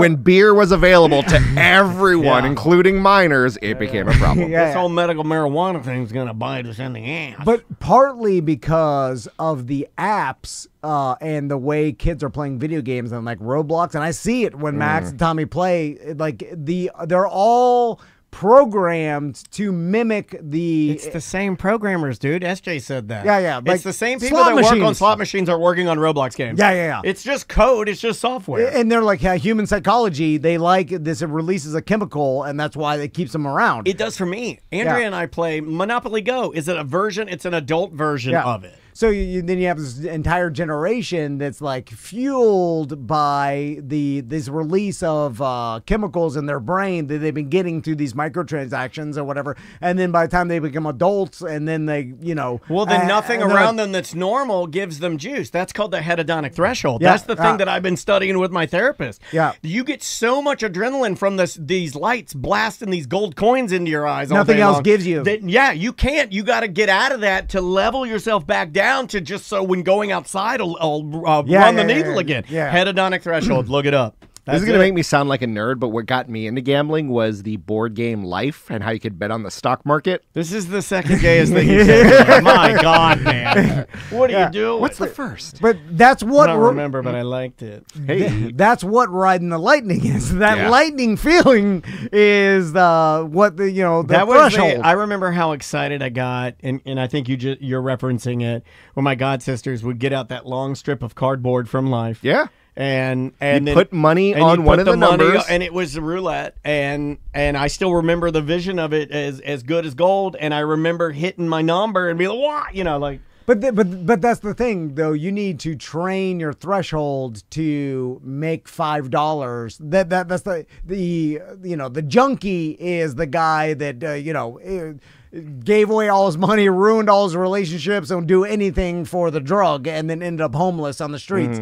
If you can get that lightning feeling from a $5 bet at Hard Rock or whatever fantasy football, it's like, okay, you paid $5 for the lightning feeling, pretty good value. Yeah. It's like when you give away all, and you think. I wonder if you lose sight of what you're even chasing, right? Yeah, you just know you want to feel a certain way, so the numbers kind of fade away. You just need to do it to feel it. And that's when I think it's dangerous. Yeah, and then you have no discipline. No. And honestly, a lot of people have a disease, which is addiction, which causes it to take your life away. I have AIDS. Which is better than gambling. Better than gambling. It is. It really is. You can take a pill for AIDS. Oh, yeah. It reminds me when I go to Vegas for work, and I'll go to the casino, and there's always the one dude that's watching St. Bonaventure versus Wichita State at 12:30 in the morning or whatever, just hoping a 3-pointer goes in because he's got money on him. I feel sad for you, man. Well, we saw these guys when we did our walkthrough at OLE. They brought us there during the day, and this is back before it had been converted into a church or a place of for events. But remember all those old guys that were up there watching horse races and highlight and it was like closed circuit TV from different places in Miami. They're doing highlight, and these guys are betting. The whole floor is trash, and people are crying. Yeah. But they're riding the lightning. They are. What are you doing? Just nothing? Yeah. What are you doing? Sitting there watching TV? What are you doing, Kenny? Just dressing in a purple shirt? Doing a podcast? What do you think you are? What do you think you are? The Joker? Everything rides on this horse. You understand? It reminds me of, there was a huge controversy in sumo wrestling. I'll try to brief it because I know we no don't have much girls time. in sumo. Did you know that? There should be. Yeah, and topless too. I would pay for that. I'd be the first to sign up if they did topless female sumo wrestling. I'd be like, well, just give me the max package. So basically, in order to get promoted in the next level or rank of sumo, you have to have a certain record in a tournament. And if a sumo wrestler is one win away from achieving that promotion, and they're facing someone who has no chance of either making promotion or is already comfortable, that person would intentionally tank the loss so that other person would benefit and promote. And it became this underground conspiracy between all the sumo wrestlers that, hey, when it gets to the end of the tournaments, let's help each other out to get promoted, if whatever, and they'd get paid underneath the table to do all that. And it became a huge gambling ring. That's a movie. Dude, that's a badass movie. A badass Japanese movie about the underbelly of sumo wrestling and the gambling on it, and Yakuza and stuff. Nobody's written something about that. There was a movie Freakonomics that kind of talked about the math of things, and they did a mini documentary. No, I want a gritty Japanese sumo what do you call it? Like a Quentin Tarantino sumo movie with the Yakuza. Yeah, dude. That kind of also happened in highlight as well. That some highlight players would intentionally lose in order to even out the standings and stuff. Yeah, one of the highlight guys was living at OLE for a while. Juan Leon. No, I'm not kidding. He was living. He and his family were living there and using I believe, the men's showers as a dwelling. Yeah, they don't get paid that much. No, they don't. That's why it's ripe for gambling. A lot of sadness in gambling. You're like, miss this catch. I know you'll do it. It's for the great. money. For your family. You'll do it for what's best for your When family. you hear like sports controversies, it's always like, oh, point shaving in basketball, whatever. You don't hear the story of the boxer taking the dive anymore in like the big match. Yeah, because there's so much money involved. We're watching it right now, aren't we? And aren't all of these influencer fights? Aren't they all dives? They're all dives. Well, that's where we're kind of seeing it. Where it's almost like behind the scenes. It's not really when there's no integrity. There can't be a dive. Yeah, that's true. It's not 100% predetermined, but they know likely what's going to happen, and that's you know what I'm saying. It's very wrestling. But by taking bets on that, it becomes. But now everything's so digital that they're moving the stuff, and they're like a lot of predetermined stuff. They don't even let you bet that much, so it's like it's all or nothing. People think you could bet unlimited amounts of money. That is not the case. The chat room is saying that Robinhood will now allow you to bet on the gross domestic product, gasoline prices, and Fed rates. Yeah, and other That's stuff. a real thing you can bet on? Interesting. So you can bet on the sadness of the economy? That's what the stock market is. It's funny. Yeah. They're just rebranding it as betting to get the younger generation in. Yeah, well, that was the whole thing that. with GameStop, how people were technically betting against GameStop from whatever, and then everyone's like, nah, we're going to change it the other way and screw you guys over. Well, it's just they're now making the microtransactions, which Robinhood is doing already. That's what the whole thing is like. You could now buy, micro shares of personal stock easily on your app, and now they're just reframing it as like, hey, bet if oil's going to go up. And then it was like, you always could do that. That's what the stock market is you betting if this company is going to be more successful. I like this way better. The value of gold is going up or down, that you're just betting on it. That's what it is. I like that. It's cool that they're reframing it a little bit. Somebody had to try and do something like that, right? Well, you now you realize you're like, oh, everything is gambling. Do you play? Do you gamble? Do you do any of the Robinhood betting? Oh no, I do sports gambling all the time, and it's great. I'm telling you, Tom, European soccer. That's where it's at. Be like, hope you didn't bet on Arsenal the other day with PSG. Yeek.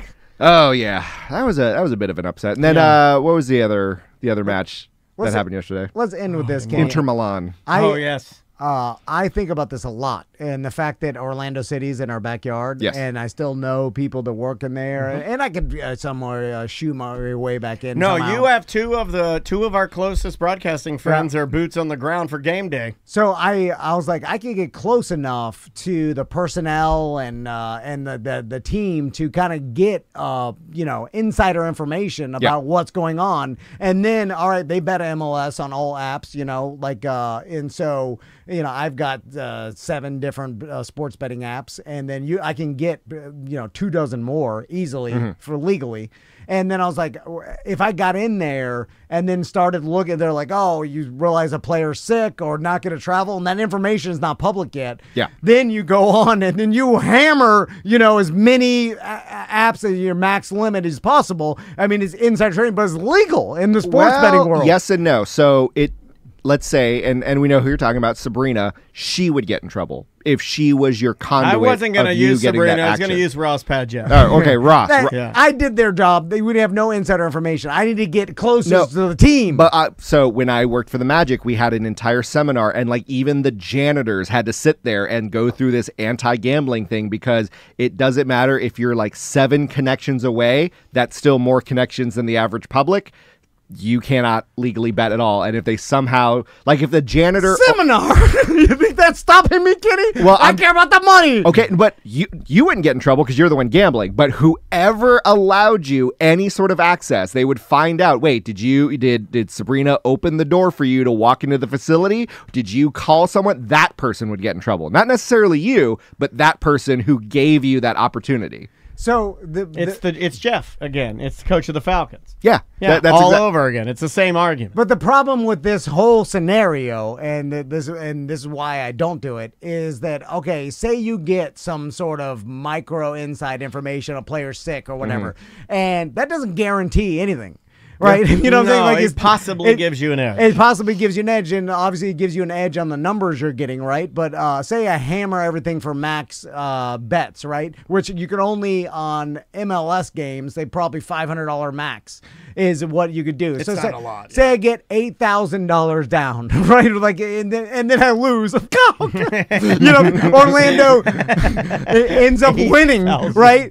Just because soccer, there's chance involved. Like someone misses up. Whatever. Dude, 2 weeks ago, Man U came back, I think, with 4 goals in like 3.5 minutes or something. Like it gave Richard a heart attack. Yeah. Like it was like they came back and won the game. Everybody's like, "Oh my god!" There's few things that are guaranteed, even if you have there's no in sports. It's not predetermined. That's why a lot of companies have really cut down on what giraffe props they even offer. Yeah, is because predetermined things. Less. And so they're in the the sumo seems like that's going through a turnover because you used to tell me about all the crazy ones they would do. Oh, you used to be able to make money. And now if I go on all the little apps, it looks like the little areas that they have that is like it's not as popular. They price you out with the VIG, or they max limit. Like, okay, you could bet $100. Who cares? It's like so. I don't know if it was posted in the gambling page, but like someone bet $1,000 on Cam Ward to be #1 overall pick to win like $2.50. Yeah. Like that. They literally would bet 1,000 to win 250.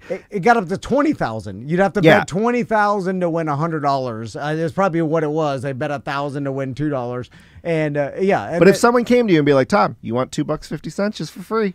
Just put it, you know what I mean? But there's no way I would gamble with $1,000 like that. Though. That would hurt me too bad. Because those are called bridge jumper bets, by the way. Yeah, no. And there was some local not into that. It's a good name. Betting syndicate that I do like that. that made a lot of money for like years doing bridge jumper bets like that, and then one bankrupt. You mean just staying consistent and just locking in and because sometimes there are guarantees, but every once in a while some crazy anomaly happens. Right. The Titans have traded the first overall pick, for 19 first-round future picks. And even if they didn't, and someone wants Cam Ward for some or anomaly. Luka goes to the Lakers. Oh God. Yeah. Whoa. Yeah. It changes your whole trajectory. When New England was up 28, or the opposite, when Falcons were up 28-3. Yeah, he always has to say this. Because there was a lots of people that bet everything they had that the Falcons are going to win the Super Bowl at horrible odds, and then you jump off. And what's crazy is on the other end, someone would be like, why not just bet $5 on the comeback at plus 2,000 odds? Yeah, well, it's only $5. And then they win it that one time, and then they try to use that and be like, see, Tom, I told you. Yeah. But you can get away with it for a long time. But one will get you. Anyway, all right, Kenny, thanks so much. Anything to plug, buddy? Nah, I got nothing. I like that. Yourself. I'm just a purple shirt wearing nothing on the couch. Oh, no, we didn't mean that. We're mean to all our listeners. Listen, he's doing it for the love of the game. You see what I'm saying? Anyway, all right. It's weird, though. For the love of the game. It's weird. Who listens to this? What do you love about it? All right. Bye-bye. Welcome back to A Corporate Time. Shane's here from Gabriel Plants. How you doing, Shane? How's it going, guys? Our favorite place for plants. Yeah, Plantman. Like all of, I can say 97%, soon to be 98% of the plants in my house are Gabriella plants. Yeah. Beautiful, beautiful plants. We did kill one last week. Accidentally. Hey, we all do it. It was the first time. I've been waiting to tell this story. It was the first time ever and it was Maisie's fault. Nobody got in trouble. It was an accident.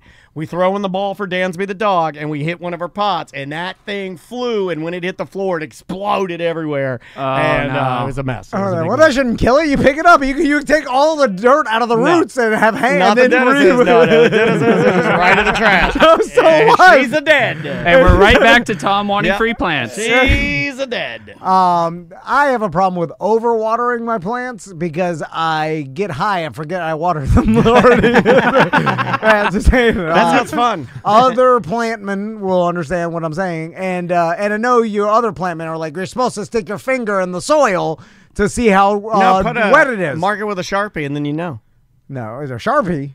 No, just walk by the pot and you water it and then just take do a hash mark on it or something. You know? It's not a clear pot. That's amateur. I don't know. Put a sticker on it or something. I'm trying to save you overwatering. Just stick your finger in it. The problem was then I get a dirty finger. Yeah. And then That's what they call it, Tommy Dirtfinger. And then I was like, I could eyeball it. I could tell dry and wet soil, apparently. Yeah, the best thing I ever did was put a sink inside the greenhouse in my backyard because then the dirt finger, you rinse it right off. Yeah, you rinse it right off. I didn't know you need were a small afraid of a utility sink in the backyard. I mean, right back there. in the day, I have a feeling this man was not afraid of dirty fingers. No, Nowadays, call me Tommy Dirtfinger. I don't care about. I'll have dirty fingers at all times. The problem is then I get yelled at for putting dirt smudges on the doors of our house. Yeah, that's your fault. You got to wash your hands after you're done in the garden. That's what I'm saying, sink. Because I'm so ADD that I'm doing 10,000 things at the same time, and then I'm like, I gotta make eggs for the boys. You gotta stirring them with a dirt finger. Hey, can Shane come in on the show? As I'm walking to make eggs for the boys, I'm like, oh, plants, I gotta water them. Yeah. Then I stop, dirt finger. Then I'm like, oh, back to eggs. It's time. How old is Tommy turning? They're making their own eggs. It's time. Maisie makes her own eggs. I put my foot down. You gotta do it. Maisie makes her own eggs. You gotta do it. I don't think, My 5 You know months what I bought my doing daughter it. this week? Do you want to know what I bought her on Monday? Because she asked me to buy it. I had to go out and buy her own bottle of cooking spray for eggs. She has her own bottle of Pam. It's time. It's time. Now you're describing something abnormal. It's like to tell, be like, it's time for your daughter or your son to learn cello and start playing. Cooking for yourself at the age of 11 or 10 is not the cello. Asian kids, are you see the little boys are making bao buns? There's sauteing Korean fried double chicken. Yeah, that's the anomaly. Anyway, so And they're successful. back to plants. Yeah, let's talk plants for a minute. Shane. Now, you brought us some. Now, I don't know if these are for us, but I'm just, I'm guessing. Well, of course they're for us. That's the only reason I invite Shane in. No, I'm Well, sorry. Tom can't bring me in without. I'm like, don't forget the plants. Yeah, don't forget the old. We got to do the old Cuban tic-tac. You got anything rare? What's this comment in the BDM Facebook group? Which you're not a BDM, go to tomandan.com, become a BDM. So You are so manipulative. The idea that you would launch a phrase into our BDM group about rare plants with the idea of just getting. Well, I know Shane's in there. I see him I know comment. you do. That is so. And I told him come to the greenhouse. That is so disgustingly manipulative. Yeah, but then I'm like, I got to drive all the way to the greenhouse. I'll invite him in here. I'll get him to bring the rare plants to me. Yeah. And it worked. Before we get, I don't know it works. That's the only reason I do anything. I'm the smartest guy I know. The only reason I do anything is because it works. Anyway. So that's not true. Yeah, I was gonna say, I am gonna take some heat for that. They're like, why didn't you say anything? I was like, I just let him go. It was so absurd when I said it that I figured it out. But it felt good, didn't it? I figured out plants. Here we go. Oh, This is why I brought you in. Wow. All right. So, because I've been racking my brain of like, why do I like plants? And some people don't even think about why they like something. They just they're like, that's me. He's referencing me. Yeah, no, I think most people are like you. I mean, he's on this kick where Crystal if you like says the something, thing. you have to instantly defend it in front of him, or then you don't really like it. Well, Correct. I don't. Or the fact that you Well, say he just you like needs a it fight. is not real. He needs a fight, man. Yeah, he needs a fight. Okay. Yeah, he's No, no. angry all the time. No, This Adderall got him angry. Yeah, man. In fact, Anger roll. I'm overdosed. That's what Reddit says. I have never met anybody else that just constantly thinks about why they like something. So I'm the anomaly here. And then my wife tells me you're insane. What the hell? You're crazy. You're driving everybody crazy. But I'm not crazy. I'm fine. I thought I've been thinking about plants, and I'm like, all right, I figured it out. And tell me if you think this is correct, Shane. All right. So let's say you buy It's correct. a plant. I mean, you're going to have to say that Exactly. at some point I'm anyway. just saying it already. Might as well practice now. So I have an idea for people of how to give a plant as a gift. And I figured out the most value you can get out of it. All right? All right. Okay, so you buy a plant from Gabriella Plants, Okay. right? You go on there, you pick out a plant you like. All the plants are quality, From right? beginning plants to crazy plants to Oh yeah, all yeah. the plants. Every type. Yeah. Although yeah. I got a There's gripe. like 400 different SKUs in stock right now. That's a on the lot of plants. Yeah. I have a gripe with Collect all 400. I urge you to.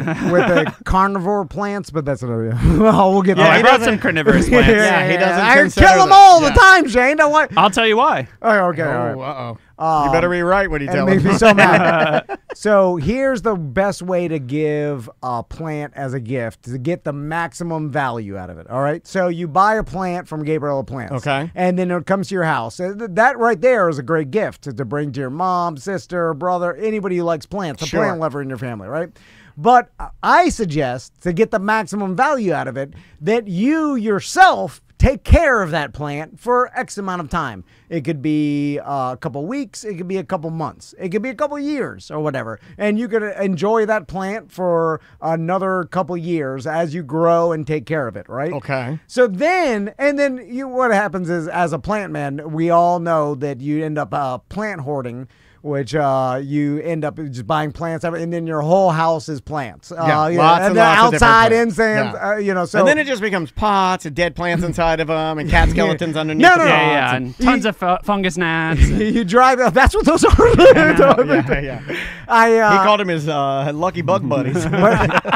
and this is how I realized the value of plants, because I've come into this scenario where I've had if too you many change plants. your clothes, this is the ramblings of a homeless person. Like if you were just covered in rags right now. That's the only difference between. Right? Like everything you've told Shane, everything you've told me, we're standing here, we're listening to you. If you had on a beanie, like a Cartman style beanie, and had a beard, I'd be like, this guy's nuts. This is every Mother's Day in your early 20s when you didn't get your mom anything. So you're like, I'll give you these coupon codes. Are you you gonna do a plant coupon? Like, I'll mow your lawn. No, I think what you he's know? trying to get to in a really long-winded way is that if you take care of the plant, it's almost like you're putting your own essence on the plant. So then when you gift it to someone, you're gifting the amount of attention and love that you No. gave He's the saying plant. once you've given it to somebody, you're taking care of it in their home? No. Okay. Listen, That's why this is Daniel so got it. confusing. Yeah, Okay. I speak calm. Yeah. Yeah. Daniel's the only one that can Thank you, understand me. Daniel. It's a Thank great you, Daniel. business Yeah. model. Yeah, I'm like, you know what I am? It's just like chimp crazy, and I'm like that lady. I'm like that lady with all the makeup on, and you're that chimp, and only you and I can talk to each other, and we're best friends. Tom and needs it's a almost, translator. and it's almost gay. Yeah. It's this close Yeah. to being gay. And I'm this close to ripping your ass off. Yeah, he does get mad at me. If you don't give me my cigarettes. I have to give him a cigarette, or he's gonna rip my ass off. So if you love and you plant the plant, it means more when you give it to your mom. There you go. So because I've realized Thank you, this Daniel. over time now, to get rid of my hoarding problem, my plant hoarding problem, I'll give them away as gifts.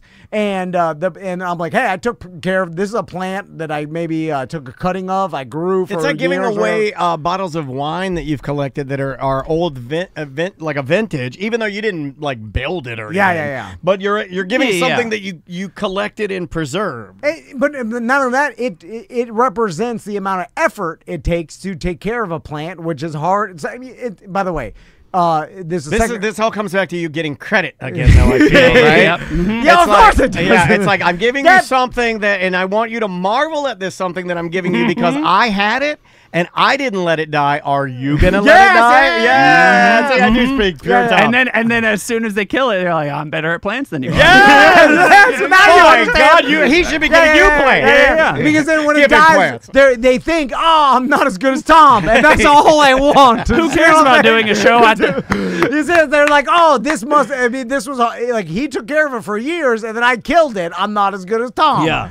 That's it. No, that's it. No, but also, have you ever thought to give someone a diseased plant so it's a guaranteed win? No, the damn flies. He wouldn't know the difference. The damn I did this. What are you in Yellowstone? The damn flies! He's hitting them with his hat. I did this. My bologna sandwich. Before I knew what white flies were, I did this to Tony. White flies matter, man. To Tony Muchet, I loaded a bunch of. Don't laugh at that. You're not allowed. No one's allowed. I hope Tony hears this because he'll laugh. I loaded a bunch of jalapeno plants into Tony's WRX, and they were white fly crazy, like so much. He's like, I'd be a goddamn. swarm, man. He's like, is this normal? I'm like, yeah, all these plants. Yeah. They're just happier in their new odor. Those are the celebratory plant flies. Welcoming flies. I'm like, Welcoming flies is so good. I'm like, just That's a good band name. Roll your window down. They'll fly out. You'll blast them. Get on I-4. You'll blast them out of here. Yeah, but they are underneath. They're attached. Anyway, seriously crying. back to plants. But in all seriousness, but then also you can learn how to take, like, if you are not a plant person, you could learn what this plant, because all plants are a little bit different. For the most part, you fertilize them, don't overwater them, don't underwater them, which is hard too, Light, because it's like, give them good light. That's the thing. That was the hardest thing for us with the ones that you gave us, is dialing in, especially because most of them we were keeping indoors, and making sure that they have the right amount of light. It was really hard, and but we got it dialed in now. They're in different areas of the house, and we got the blinds open, you know. And not to go too far away from the subject, but it does drive me crazy that I got apps now that tell me, like, diagnose the problem of your plant. I've seen those where it's like you'll take a picture and then it shows a lady using scissors to cut it out, and then it goes, wrong, you're killing it. And by the way, you can cut off brown spots. They don't know. Those apps are a little bit like WebMD. It's always cancer. It's always, you know what I mean? Like, it's always the same thing. Well, let's start. Can I ask that question real quick? If I got a brown leaf, what do I do? Well, okay, but you take a picture, and then it'll say it's either overwater or underwater. And then you're like, well, no answer. Well, then you didn't tell me nothing. Like, because you've given me the entire spectrum of water, and you're like, it's somewhere in between nothing and everything. It's dehydration, cancer. It's one of the two things. And there's like, I can't fix it now because I don't know. Anyway, what's the easiest way to tell? Like, if you do want to use technology, is there a surefire way to do it, or how would you do it? We don't use technology. I would say when it comes to the underwatering, overwatering, typically dry, like a leaf that has damage that's drying, like is crispy, not mushy, is underwatering. Things that become mushy is typically overwatering. Yeah. So you typically get mushy from overwatering. You typically get, crusty and kind of dry when it's underwatering. But that's not the case for every single plant. That's the crazy thing about plants is we just grow house plants, like Gabriella plants, but there's so many thousands and thousands of species out there and genuses out there. On rough estimate, there's 2/3 of the plants that probably exist in the world haven't even been discovered or are in production or even available for sale. They're just a random species in a rainforest or in a desert somewhere, and there hasn't necessarily been the scientific, exploration to make sure that all those are documented correctly. So it's crazy how wide the spectrum is. And obviously where you live in the country, we're in Orlando, but anywhere in the country is going to have different care, and you're going to have lower humidity in Seattle than you are going to have here. Those types of things are going to be totally different. So it's hard there's no one size fits all. And I think that's the one thing that AI always wants to do, is create like the one answer for something, when oftentimes it's very environmental. Tom, and, you what's like going one on. answer for everything. Right? Well, it's easier. But I'm not being serious. Give me He yes or no. likes it yes or no. Then it's a lot of the time on this show where we get some frustration is the gray area. Yeah, right. And like even the reality of like even my idea about taking care of a plant and then giving it away, like I like that it idea, is based actually. on reality. But there's also, you could learn how to take care of it and then include the fertilizer and the schedule that you've done. I mean, Gabriella kind of does that for you, and they give you. Now you're inching into mason jar with cookie ingredients into it. Though. When I get a mason jar with cookie ingredients into it, I want to throw it through a car window. But it does, because some people they're like, I always kill plants. So you hear that all the time, like, I can't take care of plants. It starts with your attitude, right? That's the last thing you should say when somebody gives you a plant. You should not say that. Well, just tell your Alexa to put you on a 2-day-a-week watering schedule, a reminder, because most of the time you forget to water it and then it dies, because there is really no coming back to extremely dehydrating your plant. Like, it's dead. Once it's dead, it's not coming back. But the plants wilt a little bit or like become sad, you can give it water, it'll come back. But once everything turns brown, it's done. Shane, what have you messed with because I got a bunch of emails recently about bioluminescent plants. And they're like, how does that even work? Yeah, they were bred. They're patented, so we can't grow them for us. They're bred by, if I'm not mistaken, somewhere in the Netherlands or something like that.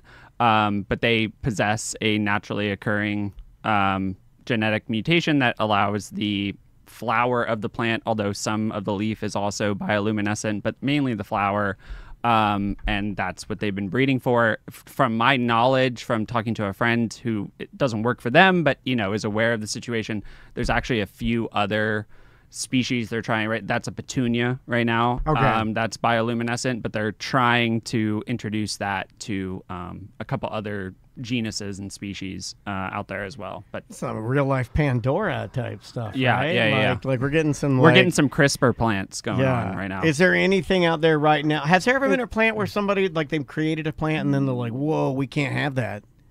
We can't have that plant." Like it's like Monsanto corn, with right? No, GMOs, but almost like you created an atomic bomb of plants, or something that's so invasive that it like, oh my god, I wish. Well, never made that. kudzu up in the Carolinas was actually something that the U.S. government was out there.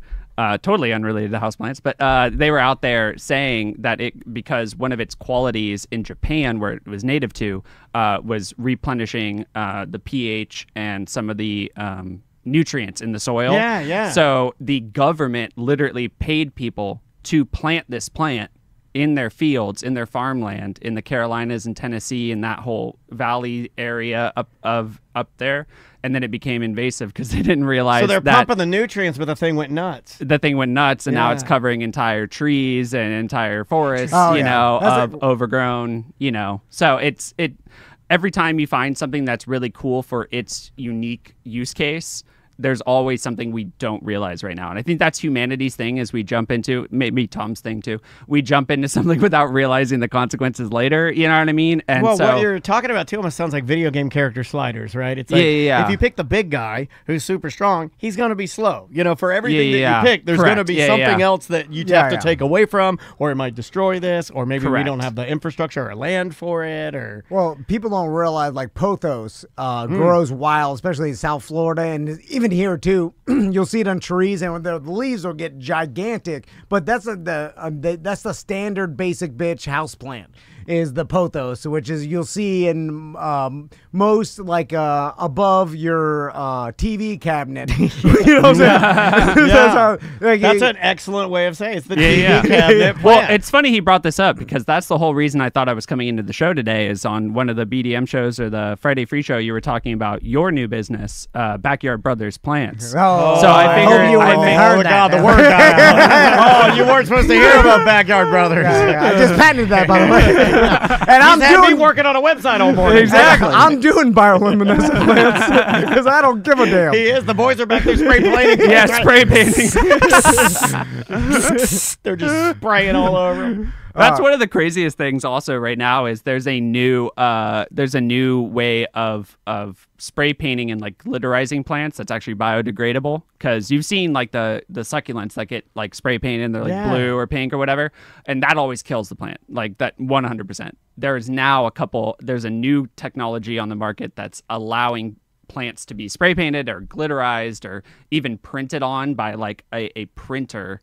I'm pretty sure we're going to need to do that with Brendan O'Connor, and we're going to have to spray paint some plants in Orlando, right? Doesn't that sound like Hoya? Yeah, doesn't that sound like something that me, you, and Brendan would do? We go through the town spray painting plants everywhere, or we sell Gabriella plants, the Tom and Dan logo on the leaves. Yeah, there you go. It only lasts a couple weeks. Yeah, it's fine. Don't touch it. Don't touch it. So let's talk about like a henna tattoo. I noticed. Oh, thank you so much for bringing some plants in. I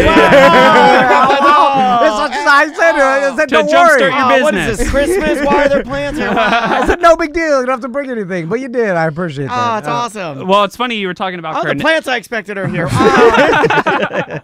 The whole reason I sent him a text was confirmed. You were talking about carnivorous plants, though, and you always kill them. Just in quick, one of the reasons you always kill this is a Venus flytrap. This is a really cool one, though. It's got like kind of the red color inside the Venus flytrap. I have a red Venus. Yeah. But one of the reasons you always kill it is carnivorous plants, pretty much, there's a handful of species, but the vast majority are native to bogs. So when you get the little thing with the little cap on it, you know, I'm talking about the supermarket Venus flytrap. Yeah. And then the instructions tell you to put it on your windowsill, which in Florida, that's 155 degrees right there next just year. cooks it. It cooks it, and they really need constant access to moisture. So if you're going to grow a carnivorous plant, you want to keep the bottom like eighth of the pot in standing water. Boggy. Because they're native to bogs and swamps. Interesting. So this is a traditional Venus flytrap kind of cool species. Can you put a little bit of hamburger in those? I don't know that it helped the plant, but I've always wanted to like put a little bit of hamburger in there. People always think you have to feed them insects. Yeah. They eat plant food. It's just like every other plant. Exactly. Which is kind of... But that's not... No, yeah. That's like having a big monster truck and it's like, no, it's still electric. You know, I'm like, no. Hey, there is some psychology behind you have a Venus flytrap, it's growing and everything, but I thought you put a hamburger in. Yeah, you never get to... you could take a little live fly, but it's such a pain in the ass feeding it flies. Yeah, and they're mostly native. Like, although there's swamp and there is some nutrients in the bog water that's very slowly flowing. Think the Everglades, or think up in like Mississippi, Alabama, that area. There is some nutrients in the water, but obviously they have a bigger job to overcome by getting nutrients. As soon as you put a little bit of fertilizer in it, or even as we grow it in like a Canadian peat with mineral like minor nutrients and that kind of thing, they really don't. You guys need, work with they, Canadian Pete? Yeah. He's a great dude. Yeah, Can you please tell him hi for me? But the other one is, and I'll give this to Tom to show off. This is a sundew.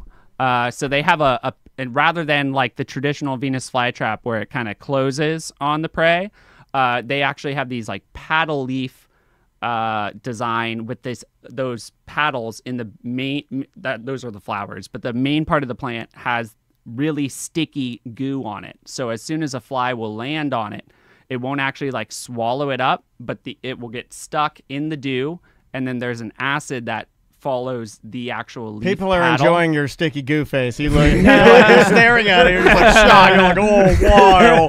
I'm trying to see the goo. Sticky goo. You can touch it. It's not going to hurt you. But it'll trap the fly, and the acid in the leaf will actually break down the fly over time. But it's a different way of being carnivorous. There's hundreds of carnivorous species that are native to the United States. The United States is actually it's one of the only species where we are the leader of the known species. There may be more that haven't been discovered yet, but most of them are native to the Americas. We have the greatest carnivorous plant. Yeah, exactly. I still have the ant plant that you got me, and it's still alive, still growing. That thing's crazy. That was one of the coolest looking plants you ever brought in. Yeah, That thing was ridiculous. But I like that in the fact that it doesn't kill the insects, that it just provides a home, and when they naturally die and bring in food, it eats that. Yes. You know what I'm saying? So Yep. there's a lot, which we it's still purpose in a way. It's cooler. Yeah. And it's a 5-star hotel for ants. I mean, pretty much. Yeah. It's just like, well, I'll just eat what your leftovers are. The one, like, and when we start getting into like the relationship between like plants and like insects, like I start to blur the lines, and I know we're talking plants, but those little moths that look like little broken sticks, have you seen those? They're all over TikTok. They're these little moths. And they look like little brown broken sticks, and the interior of it looks like you broke a stick, and the interior is like yellow, like dried wood meat. Okay. And this is the craziest insect I've ever seen. So this guy's standing there, and all these moths are on him, and it looks like he's just got a bunch of sticks on his sweater, and they're all like little animals that have, I'm guessing through evolution, have created themselves to look perfectly like little broken sticks. Huh. What? I'll see if I can find them to show you guys. They're That's insane. cool. They're absolutely insane. That's awesome. And they look just like sticks. So what's that plant you got there? I mentioned this to him earlier. He wanted rare plants when he was roasting me on the BDM page, which if you're not in the Facebook group for BDMs, you can become a BDM at tomandan.com.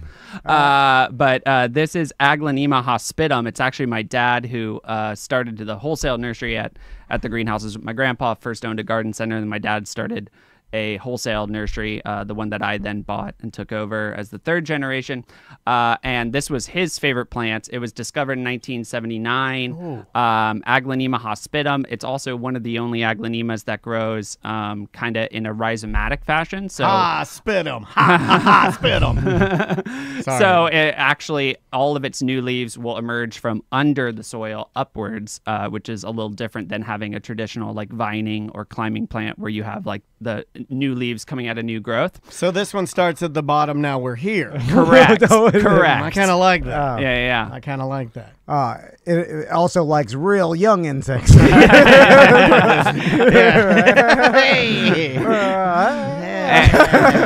Plants the pedophiles. I got all the jokes. Here, I got it up on there's the, look at that moth. That's not a stick. That's a moth. Yeah, that is weird looking. Yeah, it looks like a stick. Yeah, like, Shane can't see it, but it looks like a stick. And then they're everywhere, and they'll be everywhere, and you'll be like, well, look at all these sticks. No, those aren't sticks. They're moths. So Shane, how's business going? Good? Good, man. We're in the busy season right now. What's the most popular plant? What's the trend? What's in right now? Man, I mean, the biggest thing for us is obviously having a wide selection. Like last year, we only had the most popular plant didn't even make up 1% of sales. So it's pretty spread out over all the SKUs that we sell. That's good, though. That's good. But anytime you log on to GabriellaPlants.com, there's a section that shows you like what's trending in the last 48 hours or 24 hours right there on the homepage. Yeah. So you can kind of see where things are going.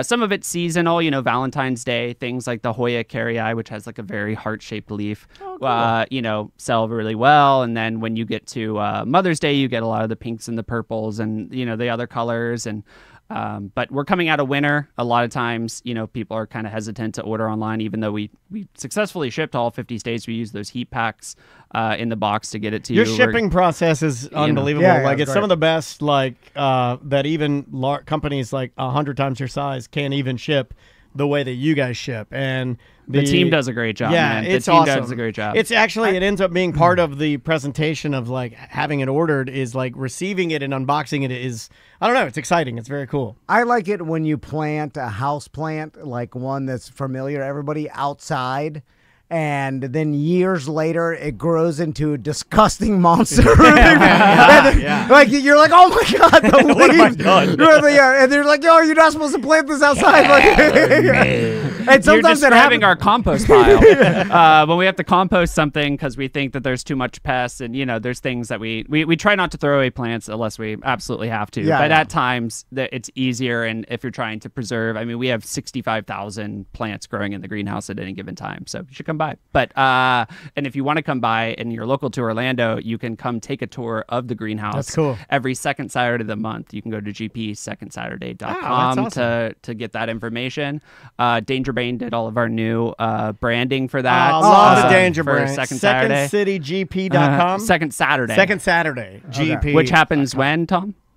The second Saturday. All right, there we go. All right. He's going to take that plant. What is my plant, real quick? What is mine? I don't remember the exact species, but it's a begonia.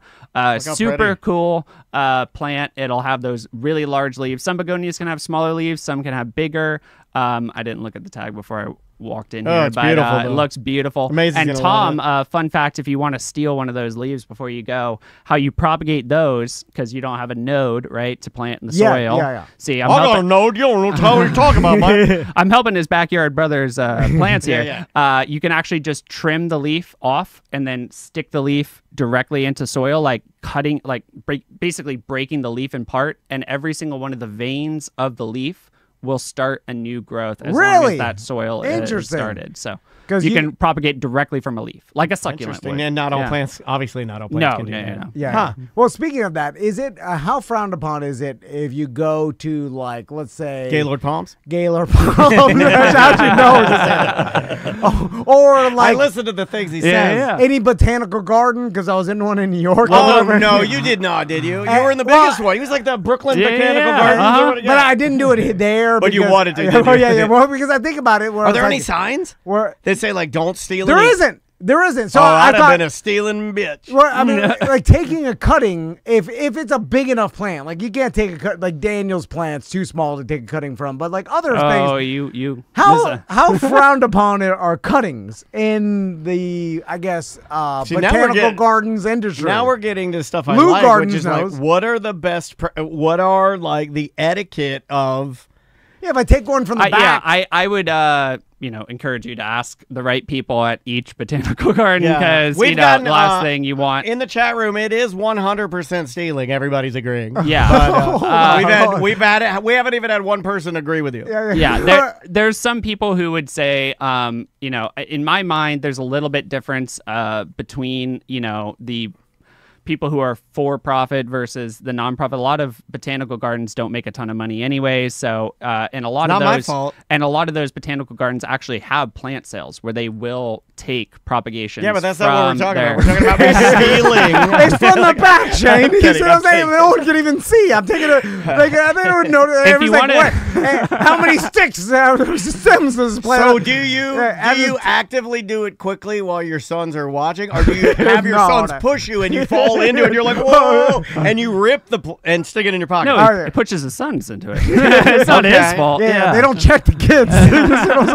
I wouldn't want to encourage anybody to do that. It is stealing. Where but- do you want to steal cuttings from in Orlando? I'm down. I'm ride or die. I'm rethinking the invite to the greenhouses. I really started to think that stealing cuttings is our way out of this podcasting thing. Yeah. And I hate the fact that everybody's like, put alcohol on, your scissors or. Why? Why do you hate that? Because it's like you're over preparation. Shane, what say you? That is very common to do. What do you think? I don't do it very often. Yeah, Our team, Okay. the only time we'll do it is when we're dealing with the point of the alcohol is if you had something that had a disease and you may not even see it yet, something like xanthomonas, which is soil borne and it can live, very non-detectable in the plant tissue. If you were and you didn't know that was happening in the plant and you cut it with scissors and then you trim something else, you could be transferring a disease. He that doesn't you do wouldn't could realize. be's. He never does could be's. It's like wearing a condom. Who does that? I can tell if you got a. Fine. Everybody knows that condoms are for masturbating until you get a girlfriend. But some people are really, really strict on it. They'll do it in between every single cut they make. I typically will do it between, batches of plants. If I'm propagating all the same species, I'll do all those. I and bet then I'll your clean shears them. are rusty old black rusty. Big old black rusty. I was like, God, I can't even open them anymore. Literally looks like the Grim Reaper's can opener. Yeah. WD black. He has to spray half a can of WD-40 just to get him going That's again. fine. Well, Shane, thanks so much for coming Yeah, in. man. And Thank you for the course. plan. And what a surprise. Thank you for the plan. Wasn't a surprise. Add these to my collection. Pretty good. Not the bad. I can't wait to like see you this at is Second new. Saturday. Second Hey, Saturday. we'll be there. GabrielaPlants.com. There All you right. go. We'll see you in a minute.